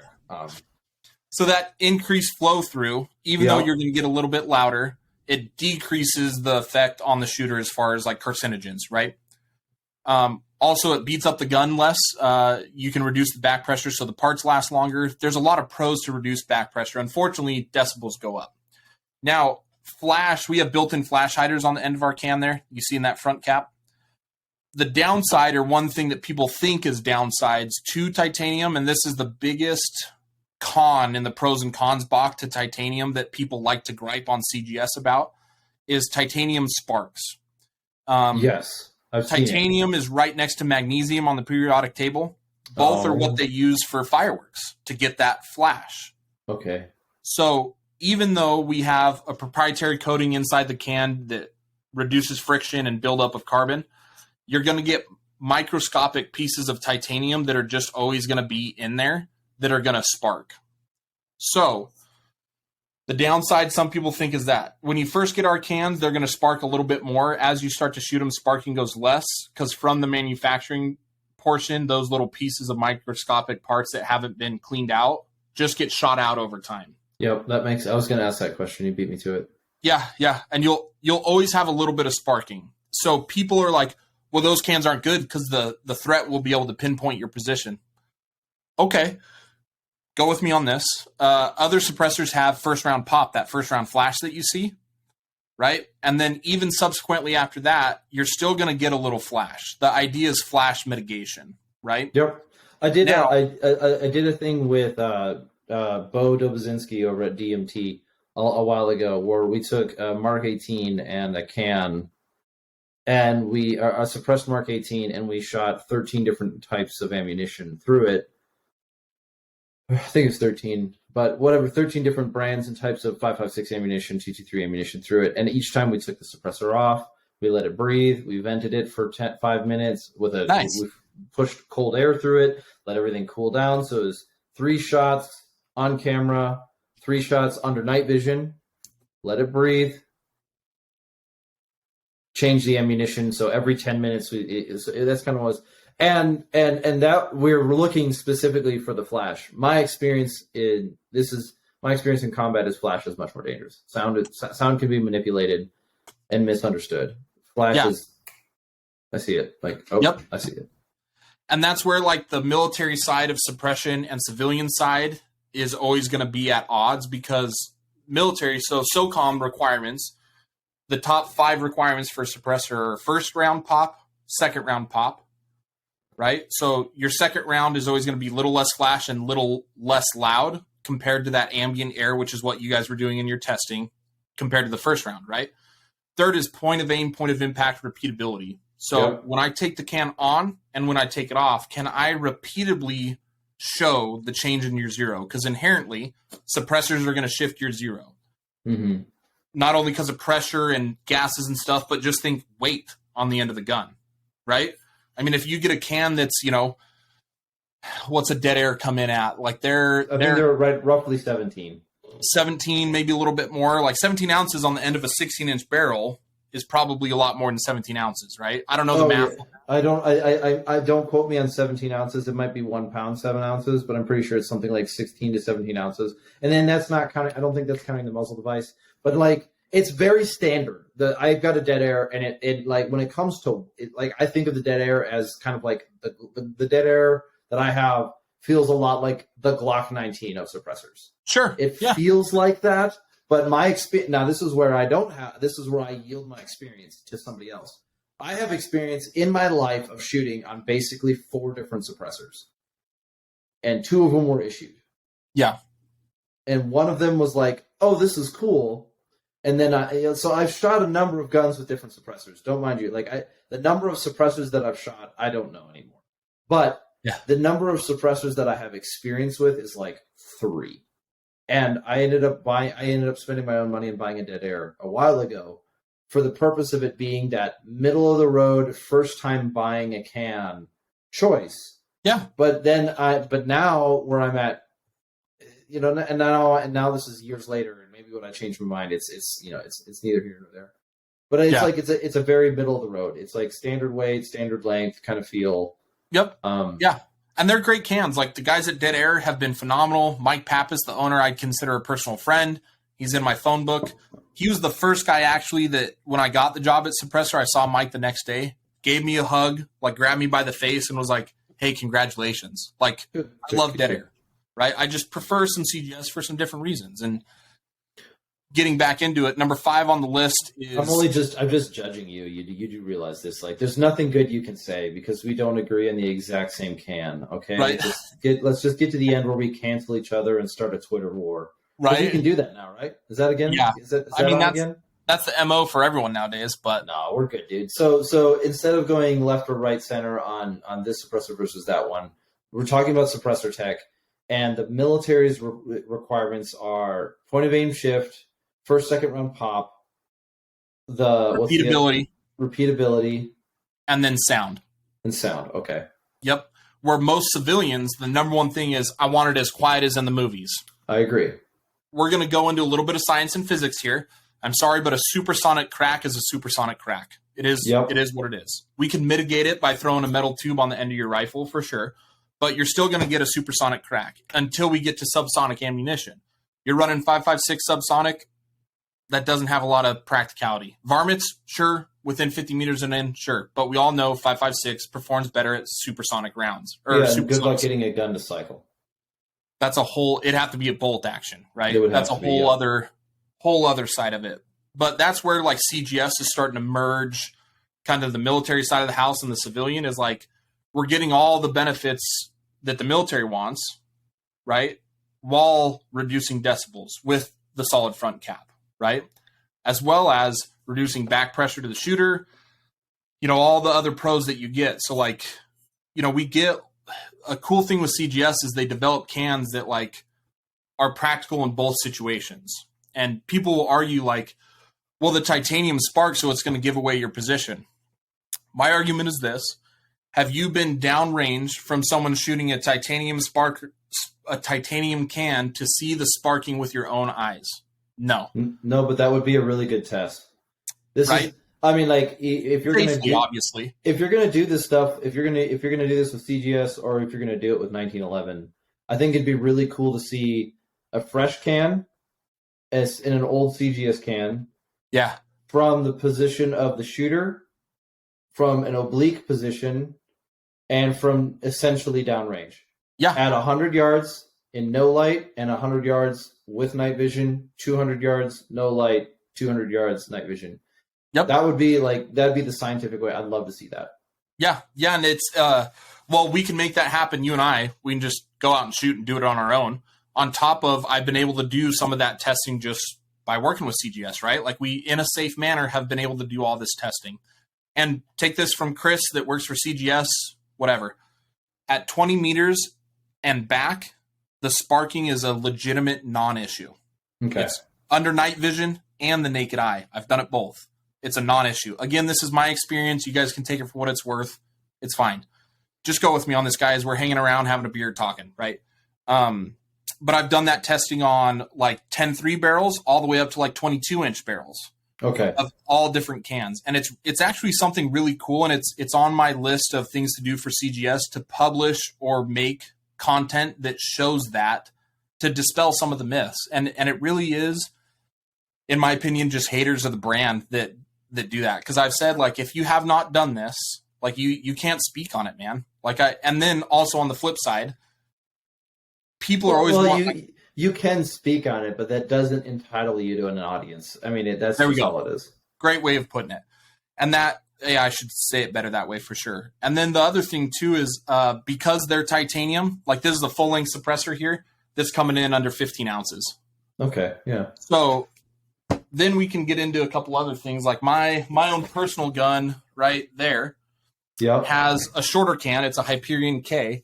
And that can comes in right at I'm not good at memorizing things, but that can is like 9.8 ounces. Okay. So if you have a full length gun, a 16-inch gun, but you have a 9-ounce suppressor, like your point of aim, point of impact shift dramatically drops to where we're at a 1/4 inch at 100 meters is the biggest shift. Okay, so that needs to be rephrased. You saying if you've got a short barrel and a small short can, the point of aim shift is very small. Yes, because it's not that your bullet dramatically drops. It's saying that it has a very the effect that putting that suppressor on the effect that suppressor's weight has on the point of aim shift is very small. If Correct. I were to put a 2-pound suppressor on a 8-inch barrel, it would affect it more than if I put a 1-pound suppressor on an 8-inch barrel. If I put a 1-pound suppressor on an 8-inch barrel, it would impact the point of shift less than if I put a 1-pound suppressor on a 20-inch barrel. You're best of both worlds. Short barrel, small light can, very, very small point of aim impact.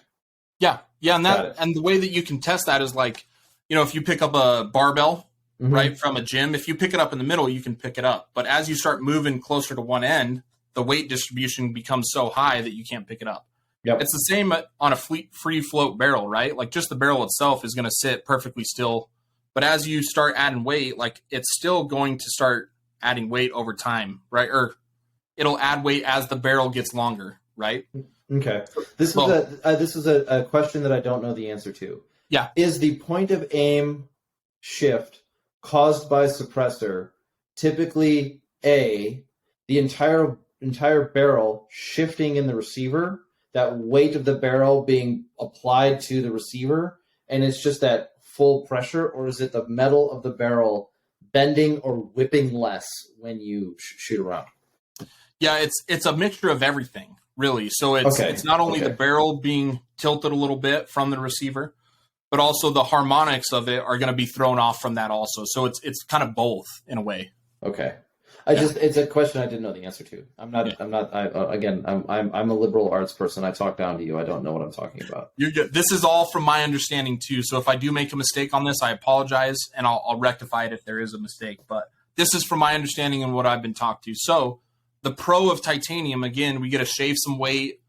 The con, you might get a little bit of sparking, but because we shave the weight in a full suppressor, you still get maximum suppression to a point, right? Go with me on this, while reducing the weight, which, ounces equal pounds and pounds equal pain is the way the phrase has gone. Now, and you can only get so buff to like work out the weight of it. And that even has diminishing returns, right?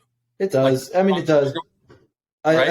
I think back on how like weight was handled and like being able to carry weight, and like, dude, we were in Ranger Battalion. He's like, oh, I can take one more. How many Rangers fit on a bus? One more. How many rounds are you taking? One more. And you're like, oh my gosh, I have no spine.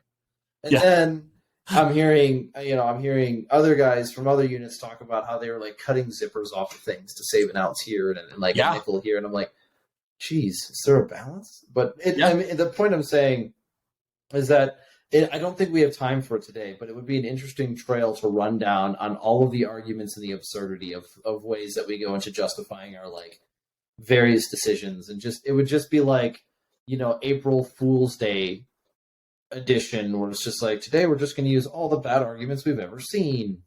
Yeah, right. But one thing that I do note, I will say that where the weight sits on your gun and how your gun balances does have an effect, especially over time and especially in higher performing situations. Yep. Really easy example is recently we've seen this kind of rise in the GBRS style Hydra mount / who's the other guy? There's a couple other companies that are making these diving board style mounts where you can put your red dot and your optic, your laser kind of mounted in the center of the rifle as opposed to your laser at the end of the gun. Yep. And on the one hand, so what you're doing is you're seeing a lot of equipment get centered so the rifle balances a lot better. And it makes sense.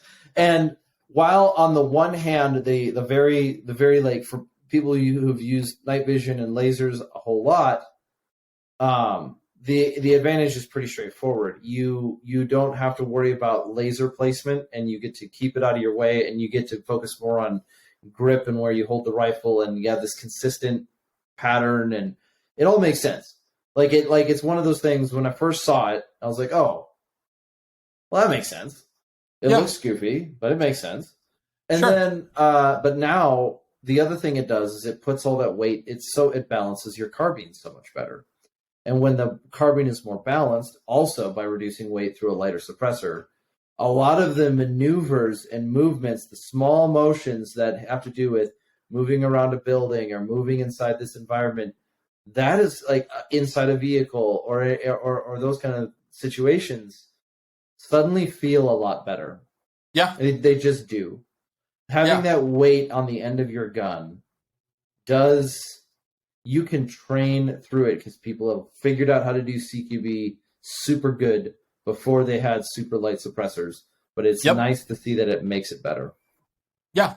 Well, that like this rifle I have in the background, right? It's 11.5 inch. We got a laser on there, a light, like it's a shorter barrel, shorter rail. So it's not super front heavy, right? But I, being 6'4" and having a wingspan of like 6'8", I enjoy 16-inch rifles, man. My favorite rifle is a Knight's Armament up here in the corner, right there. 16-inch with a Helios direct thread on there. And because it's 16-inch, super light, it's super wieldable. I mean, I'll run CQB with that gun because I enjoy it. Is it as efficient? No. Like, can you do it? Yes. Marines in Fallujah were running CQB with 22-inch, right? But I don't think we need to get into that niche of it, but it's like there is a reason why we made barrels short for a while. It makes sense. However, being able to be proficient and having a lighter can it does make sense. Like it's not. I don't feel like it's a point that has to be argued. If you've got two things that perform on parity with each other and one of them weighs half as much, that's a pretty solid argument right there. And really there is almost like no argument. And I guess let me come back. The next argument people like to get into is like, well, titanium isn't as robust and won't last as long. Yeah, not hard use material. Okay. Traditionally. But when it's 3D printed, the hardness goes up so much so that these are still full auto rated. I'm like, all our cans will run up to like 300 Remington Ultra Mag, and we make a 338 Lapua can the same way and a 50 cal can the same way. Okay, so when it comes to suppressors, when you're not working for Uncle Sam, when you're at what does a suppressor usually run? How many rounds? Like what's a good round count for a can? And then like, do you retire it? Do you clean it? Do you send it away? Yeah. What's the protocol on that, right? So a lot of suppressor companies will use something called user serviceable suppressors, meaning the user can clean them out if and when is needed. So this is what data that's been told to me. So if it's different, whatever, but go with me on this. Like a Surefire SOCOM, like a RC2, which is, a lot of special operations guys run Surefire. Depending on the round count and what muzzle device they're using, the service life of that can goes up or down. Just a second here. I have to good, coordinate this. Done. Okay. You're good. Yeah, I just... Sorry about that. So let's say that... I'm sorry. It's going to go horrible in the recording, but I needed that to happen. So a lot of military is using SOCOM 2 by Surefire. Yeah, Surefires. Mm-hmm. Yep. And because, dude, it's a great can. It's very robust. It checked all the boxes for SOCOM. Like, dude, they're good cans for sure. Yep. They're a little heavy, but most civilians do not shoot enough. Again, I work behind a gun counter for 10 years, so we get a lot of guys that come in like, well, I need a can that I can shoot a lot because I shoot a lot. And I'm like, oh, what's your definition of shoot a lot? 100 rounds a month. Okay. Yeah, this is actually a really useful thing as we're going to segue into our closing element because we wanted to talk about. I don't want to cut you off. I actually want to set the stage because I think I see how we're going this one. We wanted to close it off on like gun culture. Where's it been? Where's it at? And where's it going? Because what it sounds like to me when you're talking about what a lot means is it's less on a lot of where gun culture is at right now is it's spending less time trying to figure out which one is best and more on what is best. What is the idea of best? Yeah. Because you and I agree. If I shoot less than 100 rounds a year or a week or a month even, in different order. But if I'm shooting less than 100 rounds, if I'm shooting even 100 rounds a week, how long is it going to be till I technically wear that can out? Yeah, so like a Surefire can, from my understanding, what I've been told, when the can kind of like doubles in weight, that's a rough estimate. There's so much lead built up in between the baffles that it needs to be sent in to be cleaned out. Okay. So because suppressors go bad when they double when they get chunked, they get chunky, they get crudded up. Can you just throw it in like a hypersonic cleaner and?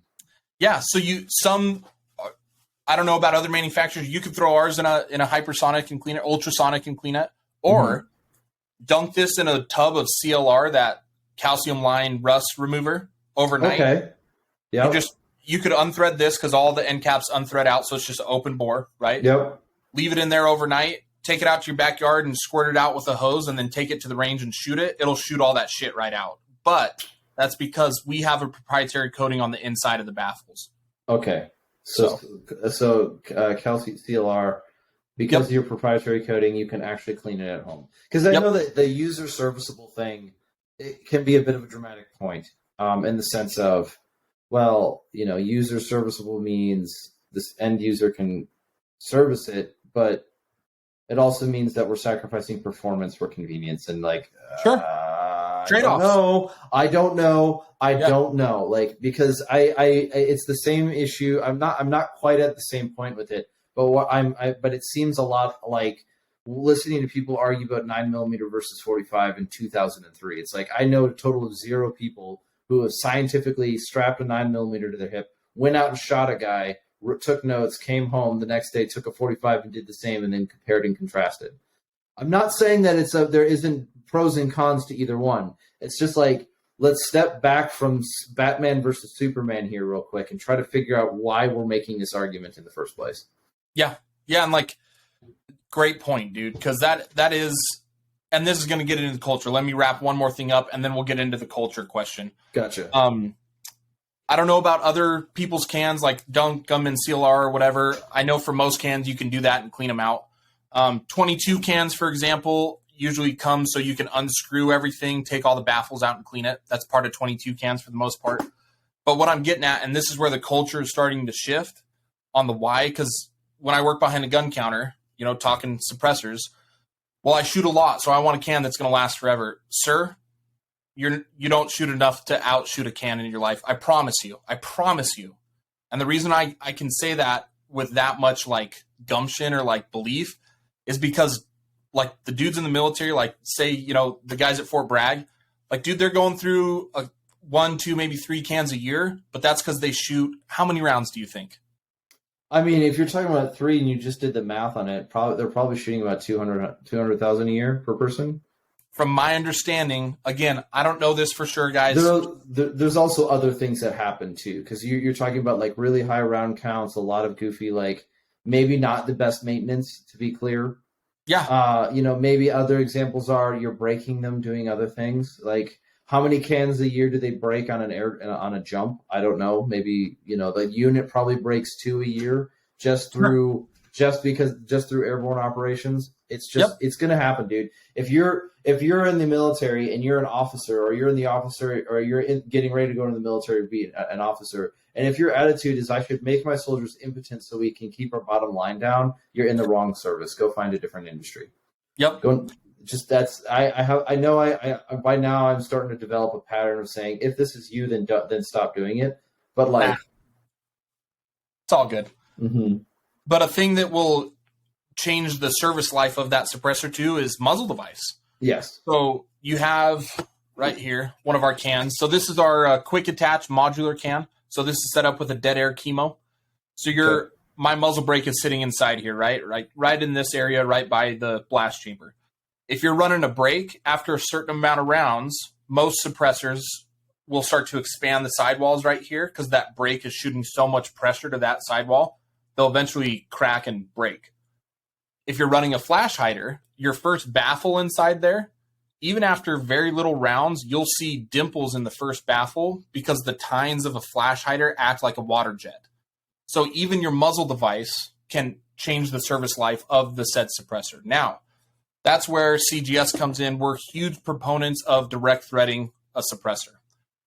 I used to hate direct thread. I thought quick attach was the way to go. But again, there's some trade-offs, right? Like I need a muzzle device. I need the female end for the muzzle device to sit into. Say I have 5 rifles. I need 5 muzzle devices, right? Direct thread, you just can unthread it and put it on. And since the repeatability is very predictable, you can still know your holds and zeros very easily with direct threading a can. So that's one thing CGS pushes to. We don't even make our own quick attach system. We use the industry standard 1 and 375 by 24. So dead air, Atlas reared in, Yankee Hill, Q, anything that fits that thread pitch will work in our Helios QD titanium. So gotcha. Yeah. So getting into culture now. And the reason why I'm segueing, and I think this is a good connection into culture, and a good way to kind of keep it going is you're talking about suppressors as like, okay, suppressors are normal now. They're very normal. Normal. Especially amongst our generation. Like if you don't have one, you have 2. Or you're waiting on it or something. But suppressors are a really good linchpin of use case questions because it has a purpose, but it also has really identified the difference in culture. And one thing that you can say is that the gun industry did not get more hunty, go woodsy, backyardsy, and got much more. I want that. That's cool. Let's do it. Yeah. Mm-hmm.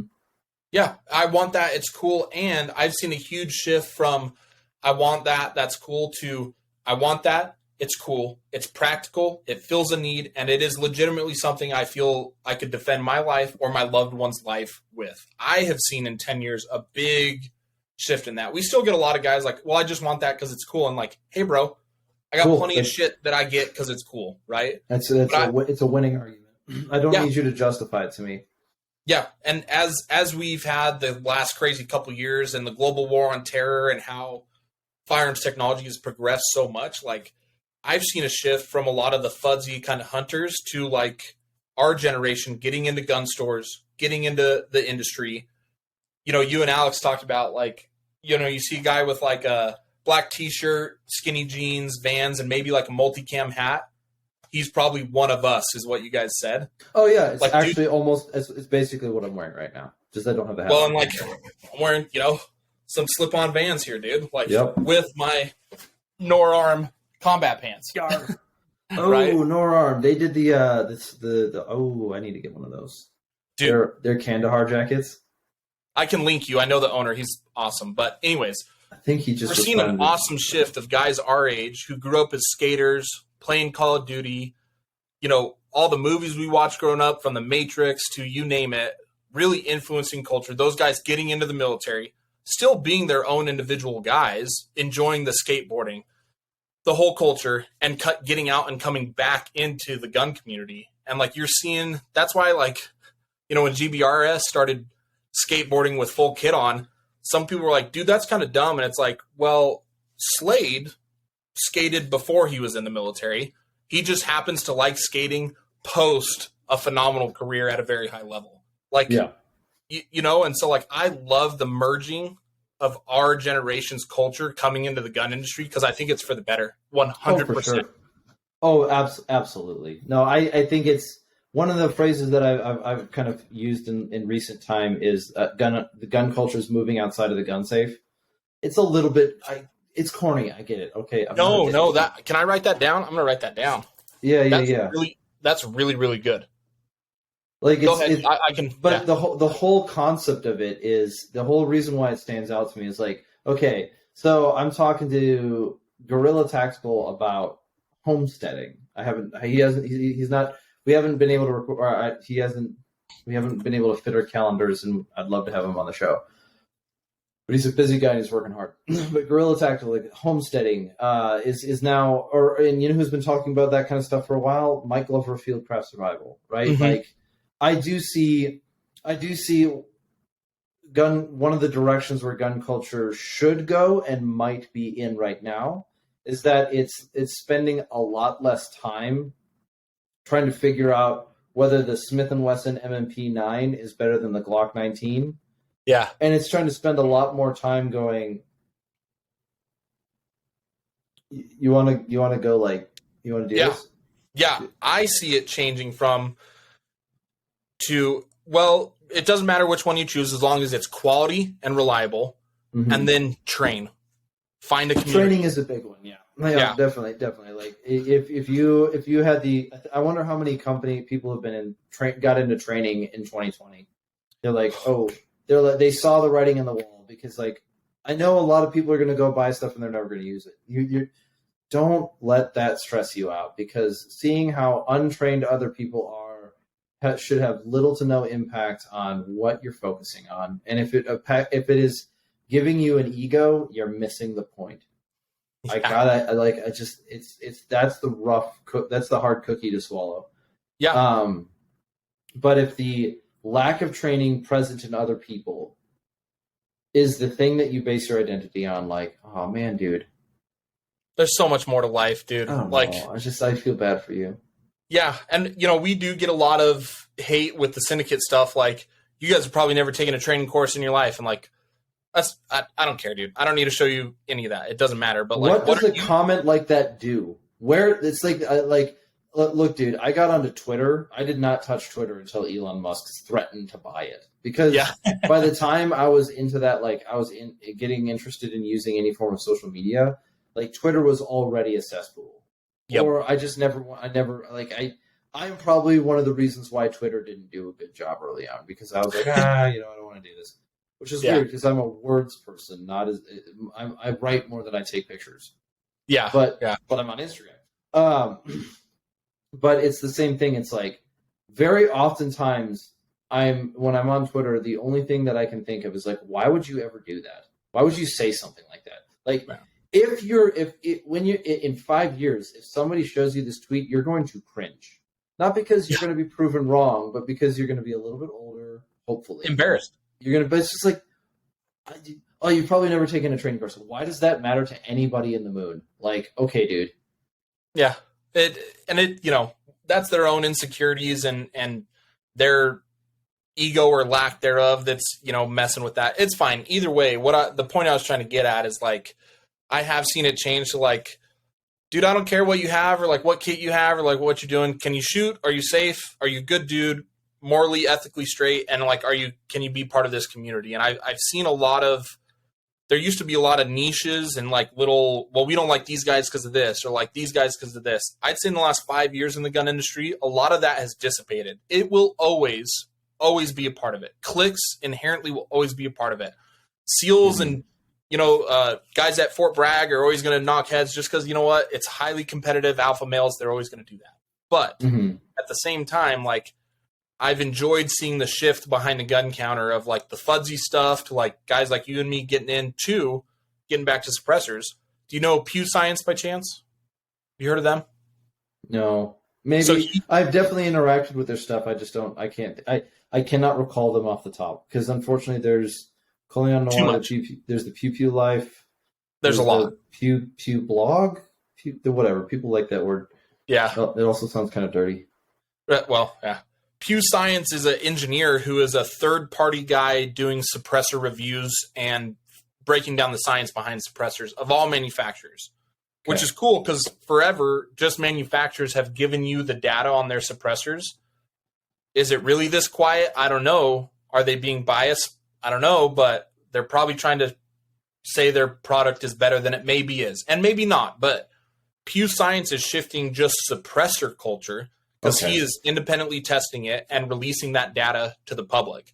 Well, like when you do the decibel testing on a suppressor, what's the decibel range? Isn't it usually in like 2 to 3 decibels? Like you're talking about, like your rifle suppressed is going to be, it's going to be somewhere between 132 and 136 decibels. It's like it's like 3 decibels, right? Yeah, I always say like 130 to 140. Okay, I'm just saying, like, so what is the average range of sound? The variation, 130 to 140 range, which most people aim for. Okay, so that's like, is that like from the loudest suppressor to the quietest? I'm saying, out of what is the expected decibel range out of one suppressor mounted to one gun, like with one ammunition, everything being the equal? What if I take a gun, I take a gun, I put a suppressor on it, and I put 30 rounds through that. What is the range of the decibel range of that one gun with one suppressor with one ammunition type? Does that make sense? Yeah, it's probably that, like 3 to 4 decibels, like you said. Okay, cool. Because that would make sense. And like you could vary low, and like, oh man, that one was actually 1.5 decibels quieter. So you're going to do that. You're like, oh well, there's technically a range. The lowest, the quietest it's done is up to 33 decibel suppression. And they're not even manipulating the numbers. They're just trying to, they're going to favor their own data. Yeah. Bias doesn't have to be the devil of the world. It doesn't have to be the devil. It's just people have bias. Yeah. Yeah. Right. It's just humans, dude. And that's one thing that's cool with him is he came up with his own suppression rating. So he measures like port noise, which is your ejection port. Okay. Will sound different than someone standing on the other side of the gun. Good move. Smart man. Then you have behind the gun noise. You have to the left of the gun noise, to the right. Like, he gathers all that data and he's made his own rating system. Nice. And so he measures all the cans off that rating system. And he's an engineer. He does it super scientific. His podcast is way higher than I can ever understand. But what I'm getting at is the culture shift and then the micro culture of just suppressors in the last, I'd say 3 years, has gone from people knowing a little bit, getting to know a lot more, to, dude, I have guys show up at suppressor events that will rattle off data about these suppressors that I don't even know, because the culture has shifted so much to where suppressors are such a common item. It's just like dudes that get all nerdy with like barrel length, twist rate, mid length, those guys. Yeah. Guys are getting that nerdy with just the microcosm of like suppressors. And it's awesome, dude. I've seen a huge shift in it and I absolutely love it. And I think Pew Science is a much needed thing in the industry that has been missing for a long time. Okay. So no, not at all. So we got, let's wrap this up in 10 minutes. Cool. Let's call this, because if people have been watching the show, you'll notice that it's darker in my office though. It's dark. Yeah. It's dark out. But let's wrap this up. Cool. Okay. So, and I'm not saying like let's close. Let's wrap this up in a 10-minute section. Yeah, you're good, brother. So we've heard from, I think within gun culture as a whole, we've heard a lot of conversation about where we're at versus where we are now. The FUDs versus the young bloods, the blah, blah, blah, the out with the old and in with the new. Suppressors are the thing now; they're normal. But what about going forward, and how would you? What is something that you would hope that an older version of you would not come back in time and tell you to say?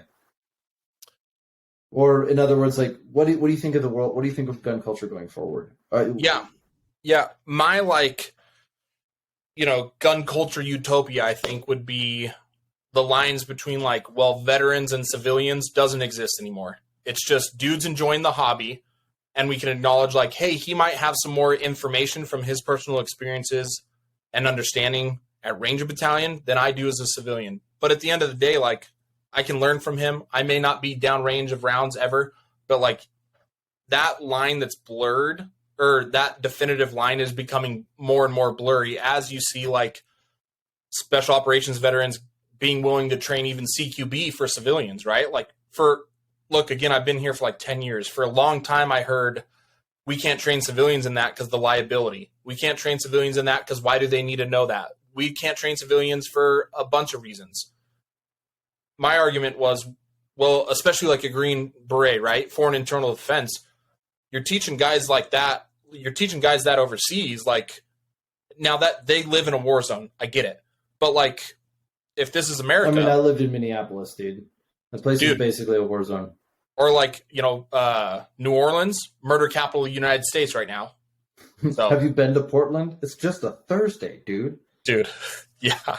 Which I've not exactly. So like, and even then, like, my view on it for a long time was correct. I'm a civilian. I hope I'm never in that situation, but heaven forbid there's a situation where I have to do a CQB type house clearing because I come home and my wife's been home, I've been gone, and the front door's kicked in. Like, yeah. Right. And like, I would like to, in like 10 years, to where that line of like, we can't teach this, we can teach this, is completely gone with respect to certain things that should not be taught. There's some certain like recce stuff that like doesn't need to be open source because of the near peer shit. Right. And that's another thing. Like if it's TTPs and stuff, that's totally different. But I would like in 10 years to look back and be like, dude, the gun culture we have now is 10 times better. Every year it's gotten 1x better. And I have seen that trend, and it's because guys like yourself have gotten out. You interface, interact, and create a tribe of civilians and military guys. You're humble enough to say like, hey, I know what I don't know. I do know that this in my experience is this way, but also like someone else might have a different experience. And if they can quantify that to me, let's do it. And I've seen a huge shift in that. And even something as simple as like optics right now, like red dots, LPVOs, like guys with your background have been able to come with the knowledge and been like, well, you guys say this in the civilian world, but in reality, this is how it goes down. And like, this is a data point you guys might want to take into consideration. So I've seen a huge shift in the culture, and dude, I'm all for it. We're always going to have cliques. We're always going to have infighting, unfortunately. And then a big thing in the culture, last thing that I see shifting is you get some, and we're not going to name names or whatever, but you do get some veterans that get out and they maybe speak out of turn or out of context or out of line, or flat out say shit that's just not true. And other veterans are now saying, hey, what that guy said is not true, and we're not going to let it fly. And for a long time, as an observer, that wasn't happening. And certain veterans maybe got out of line or like were overstepping, but no one was able to check them because they don't have that same background. Now guys like yourself are getting out and saying like, well, like what he said isn't necessarily true. Like, this is how it is. And the reason why I find value in that is if you're going to go train with someone who's promoting something that maybe is not safe or works, I would hate for guys to lose out good, valuable training money for guys that are just kind of in it for clout and for the fame, Yeah, I think that makes sense. Yeah, it does. I think I have some pushback, maybe not even pushback, but like, I think of it as like, you land navigation, you set up a backstop, you know how too far. Okay. Yeah. There's one way that you can become decent. Like if you want to improve your land nav game is once you've figured out where you're at, where you're trying to go in the direction of travel, figure out what's beyond your object. And if you encounter that, you've gone too far. Okay. Because needlessly, it's like a backstop. It's the same thing as like if I'm shooting at a target, I want to know what's behind the target. In the event that I miss the target, I don't want it to go into like a neighborhood or something. Gotcha. So it's the same concept, but like the same thing goes with.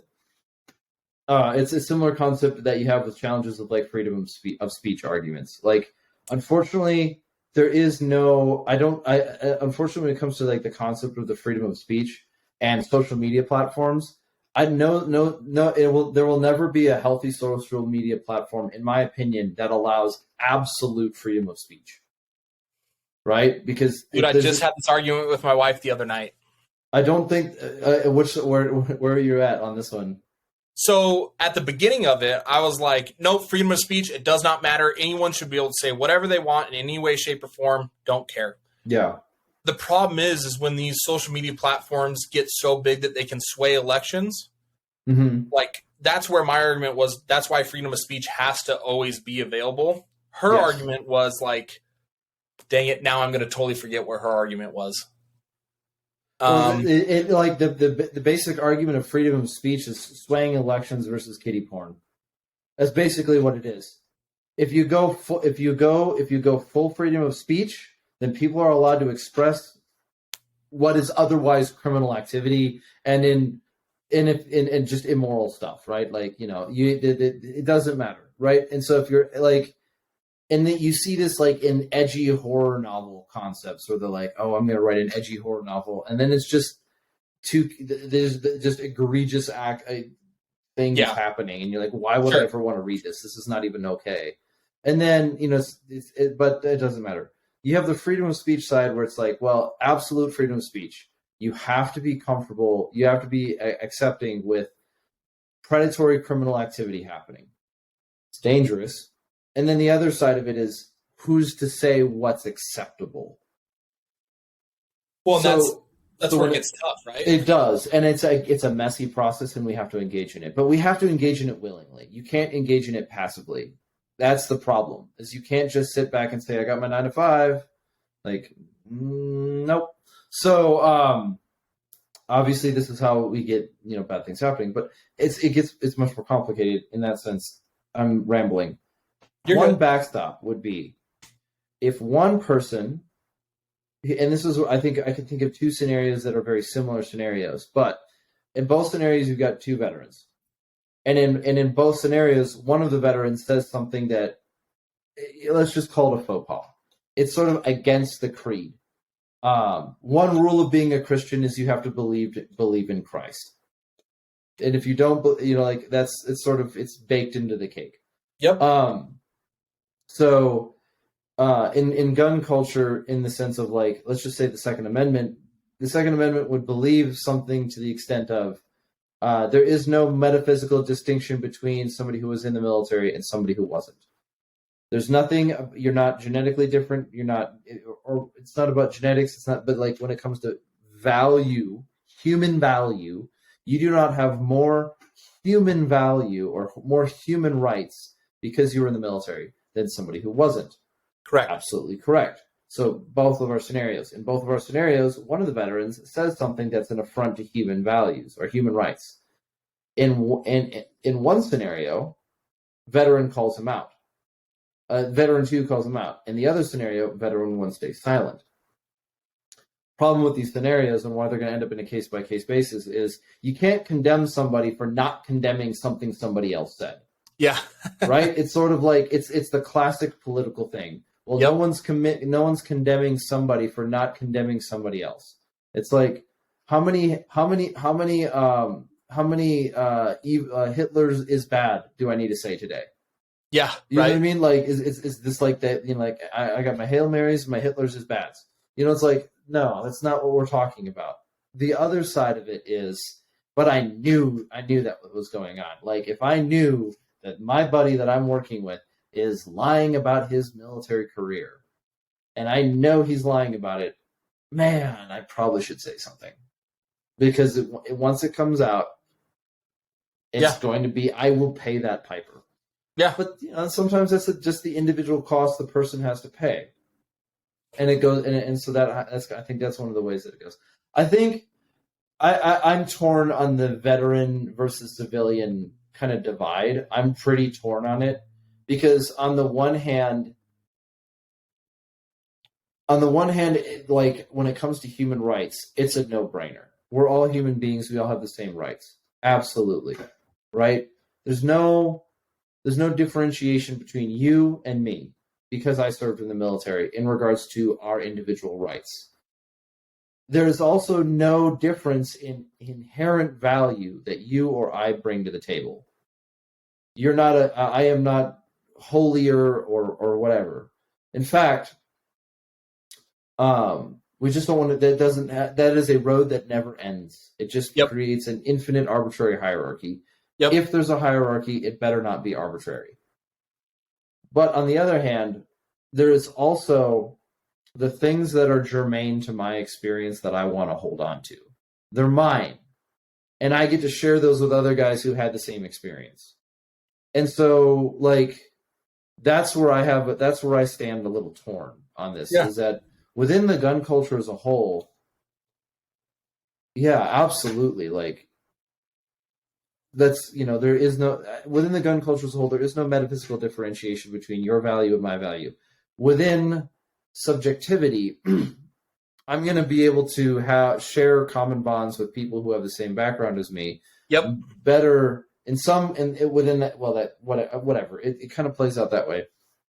And so I can see the tearing of it, and that can be somewhat of an objective versus subjective approach. That would make sense. And then another one, just kind of to close it all off, is that, like, what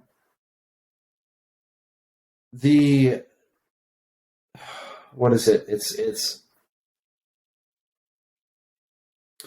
I also don't want to, like, basically wash away the things that people have done and wash away the value in regards to equality or equity or whatever the term is nowadays, Mm-hmm. Like, and that's the only thing that I have, is that, like, I almost think of it as in, like, quirky video game or TV show perks, is that, like, what I want in a world is I want everybody to bring stuff to the table and see what value they can add. And, like, how do we just make things better? Yeah. And I recognize that there's going to be conflict. There always is going to be conflict between people. So can we, we focus on conflict resolution and how we solve things. And then we also recognize, and this is the hard part, is that here's the thing about conflict resolution, is there's no pomp and circumstance to it. Sometimes it's literally, I don't trust that guy as much as I want to, but carry on and do your way. Sometimes it's things that go on unnoticed. And they're just going to do it, right? You don't need someone to pat you in the back for, like, hey, thanks for not creating a PR campaign to screw that guy over. Like, no one's gonna praise you for the generic for just doing the right thing sometimes. Yep. So, but I'm optimistic. I think that if I were to look at this in the best possible light, I think that gun culture is going to consume the rest of American culture. It's going to what? It's going to consume the rest of American culture. Sure. It's just in our DNA. It's just going to become, it's growing, and it's becoming ubiquitous. Yep. Not because, like, if it was the right versus left thing, fine. That's fine. But I think if I'm optimistic, and as gun culture kind of, it returns to the spirit of community and individualism. Gun culture, I was talking to a fellow during the riots in 2020, and he was saying, our population is angry because they're so disenfranchised. And I was like, and it's like, now I felt bad for him because he thought that was unique to his people. Whatever he was referring to as his people, his neighborhood, sure, whatever, right? And it was like, bro, you don't get the point. Everyone in this country is disenfranchised. Everyone here has been disenfranchised with the idea of, like, being a part of the country. And it's so easy to sell the story that somebody else did it, because sometimes that's true. And that sucks. Yeah. But the reality of it is, then enfranchise yourself in your community. Oh, I can't do that. Why? Because they're disenfranchising me. Then you're not useful. Go away. Find me somebody who will.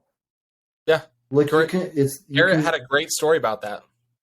Who did? What? Garrett Schwindel. Yes. Moving into his new neighborhood and meeting all the neighbors. He could have sat in his house and been like, no, right? Yeah. Or like, I'm guilty of it, right? I need to meet my neighbors more. But, like, dude, you are the one.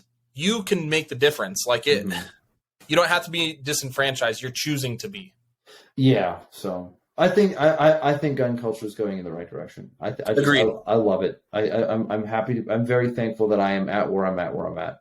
Yep. People are getting real fed up with some of the regulations on it, and just like, dude, gun culture is taking a massive shift, and it's awesome. And I think it's much needed and for the better. And in 10 years, like, that word FUD might not even be used anymore, because those it might take on a new name. There will always be generational rotation, and I'm okay with that. I think one thing I'm optimistic about is what, as soon as within 10 years time, if not at least our children's generation, will hopefully grow up in an era where when you see your local representatives and your politicians and people running for office talk about what they're going to talk about, I think that saying I'm in support of common sense gun control will be viewed as equivalent to, you know, supporting the bad party, or it'll be one of those things where like that's anathema. Yeah, I wouldn't be surprised if it's viewed as old fashioned, out of touch, and quite frankly tyrannical. Yeah, like it's like if I were to run for office and I were to get on my podium and say I'm going to take away your right to speak for your own safety, what would happen to that person? What? You know? Yeah. Like, but I think, and part of that has to do with, in our day and with the tech boom and social media, I think information does have a major role. But when it comes to individualism, I think that our generation can grow up in a world where if a politician, it will be a career-ending statement to be in support of common sense gun control. I hope so, man. I hope so. I'm optimistic too. Well, and you've even seen, last thing, and we can wrap it up with culture, right? You've even seen some like right-leaning politicians say some off-color gun remarks, right? Common sense gun control, and for lack of a better word, they get canceled. Mm-hmm. Like the pro-gun people are not going to tolerate that anymore. Like, listen, especially after 2020, like, dude, shut the hell up. Like, we're going to not elect you next time for that one statement. And you're seeing it, man. Like, some representatives recently have made some statements on podcasts and other things that they've done where they didn't get reelected these midterms, man. Yeah, and I know for a fact it played a major role in it. I know it played a role in it for sure. You know, yep. and it may not be the sole factor, but it certainly did. And the other played a role. And like that final thing about it, that just when it comes to our culture as a whole, is I think that people are starting to see that language, the idea that we're not approaching it as in like, but my Second Amendment says so. We're just conveniently starting to understand that all the same people who are saying we're doing this for your safety are treating you like slaves and children. Yeah. To be told what to do and ushered into the gulags. I'm not saying that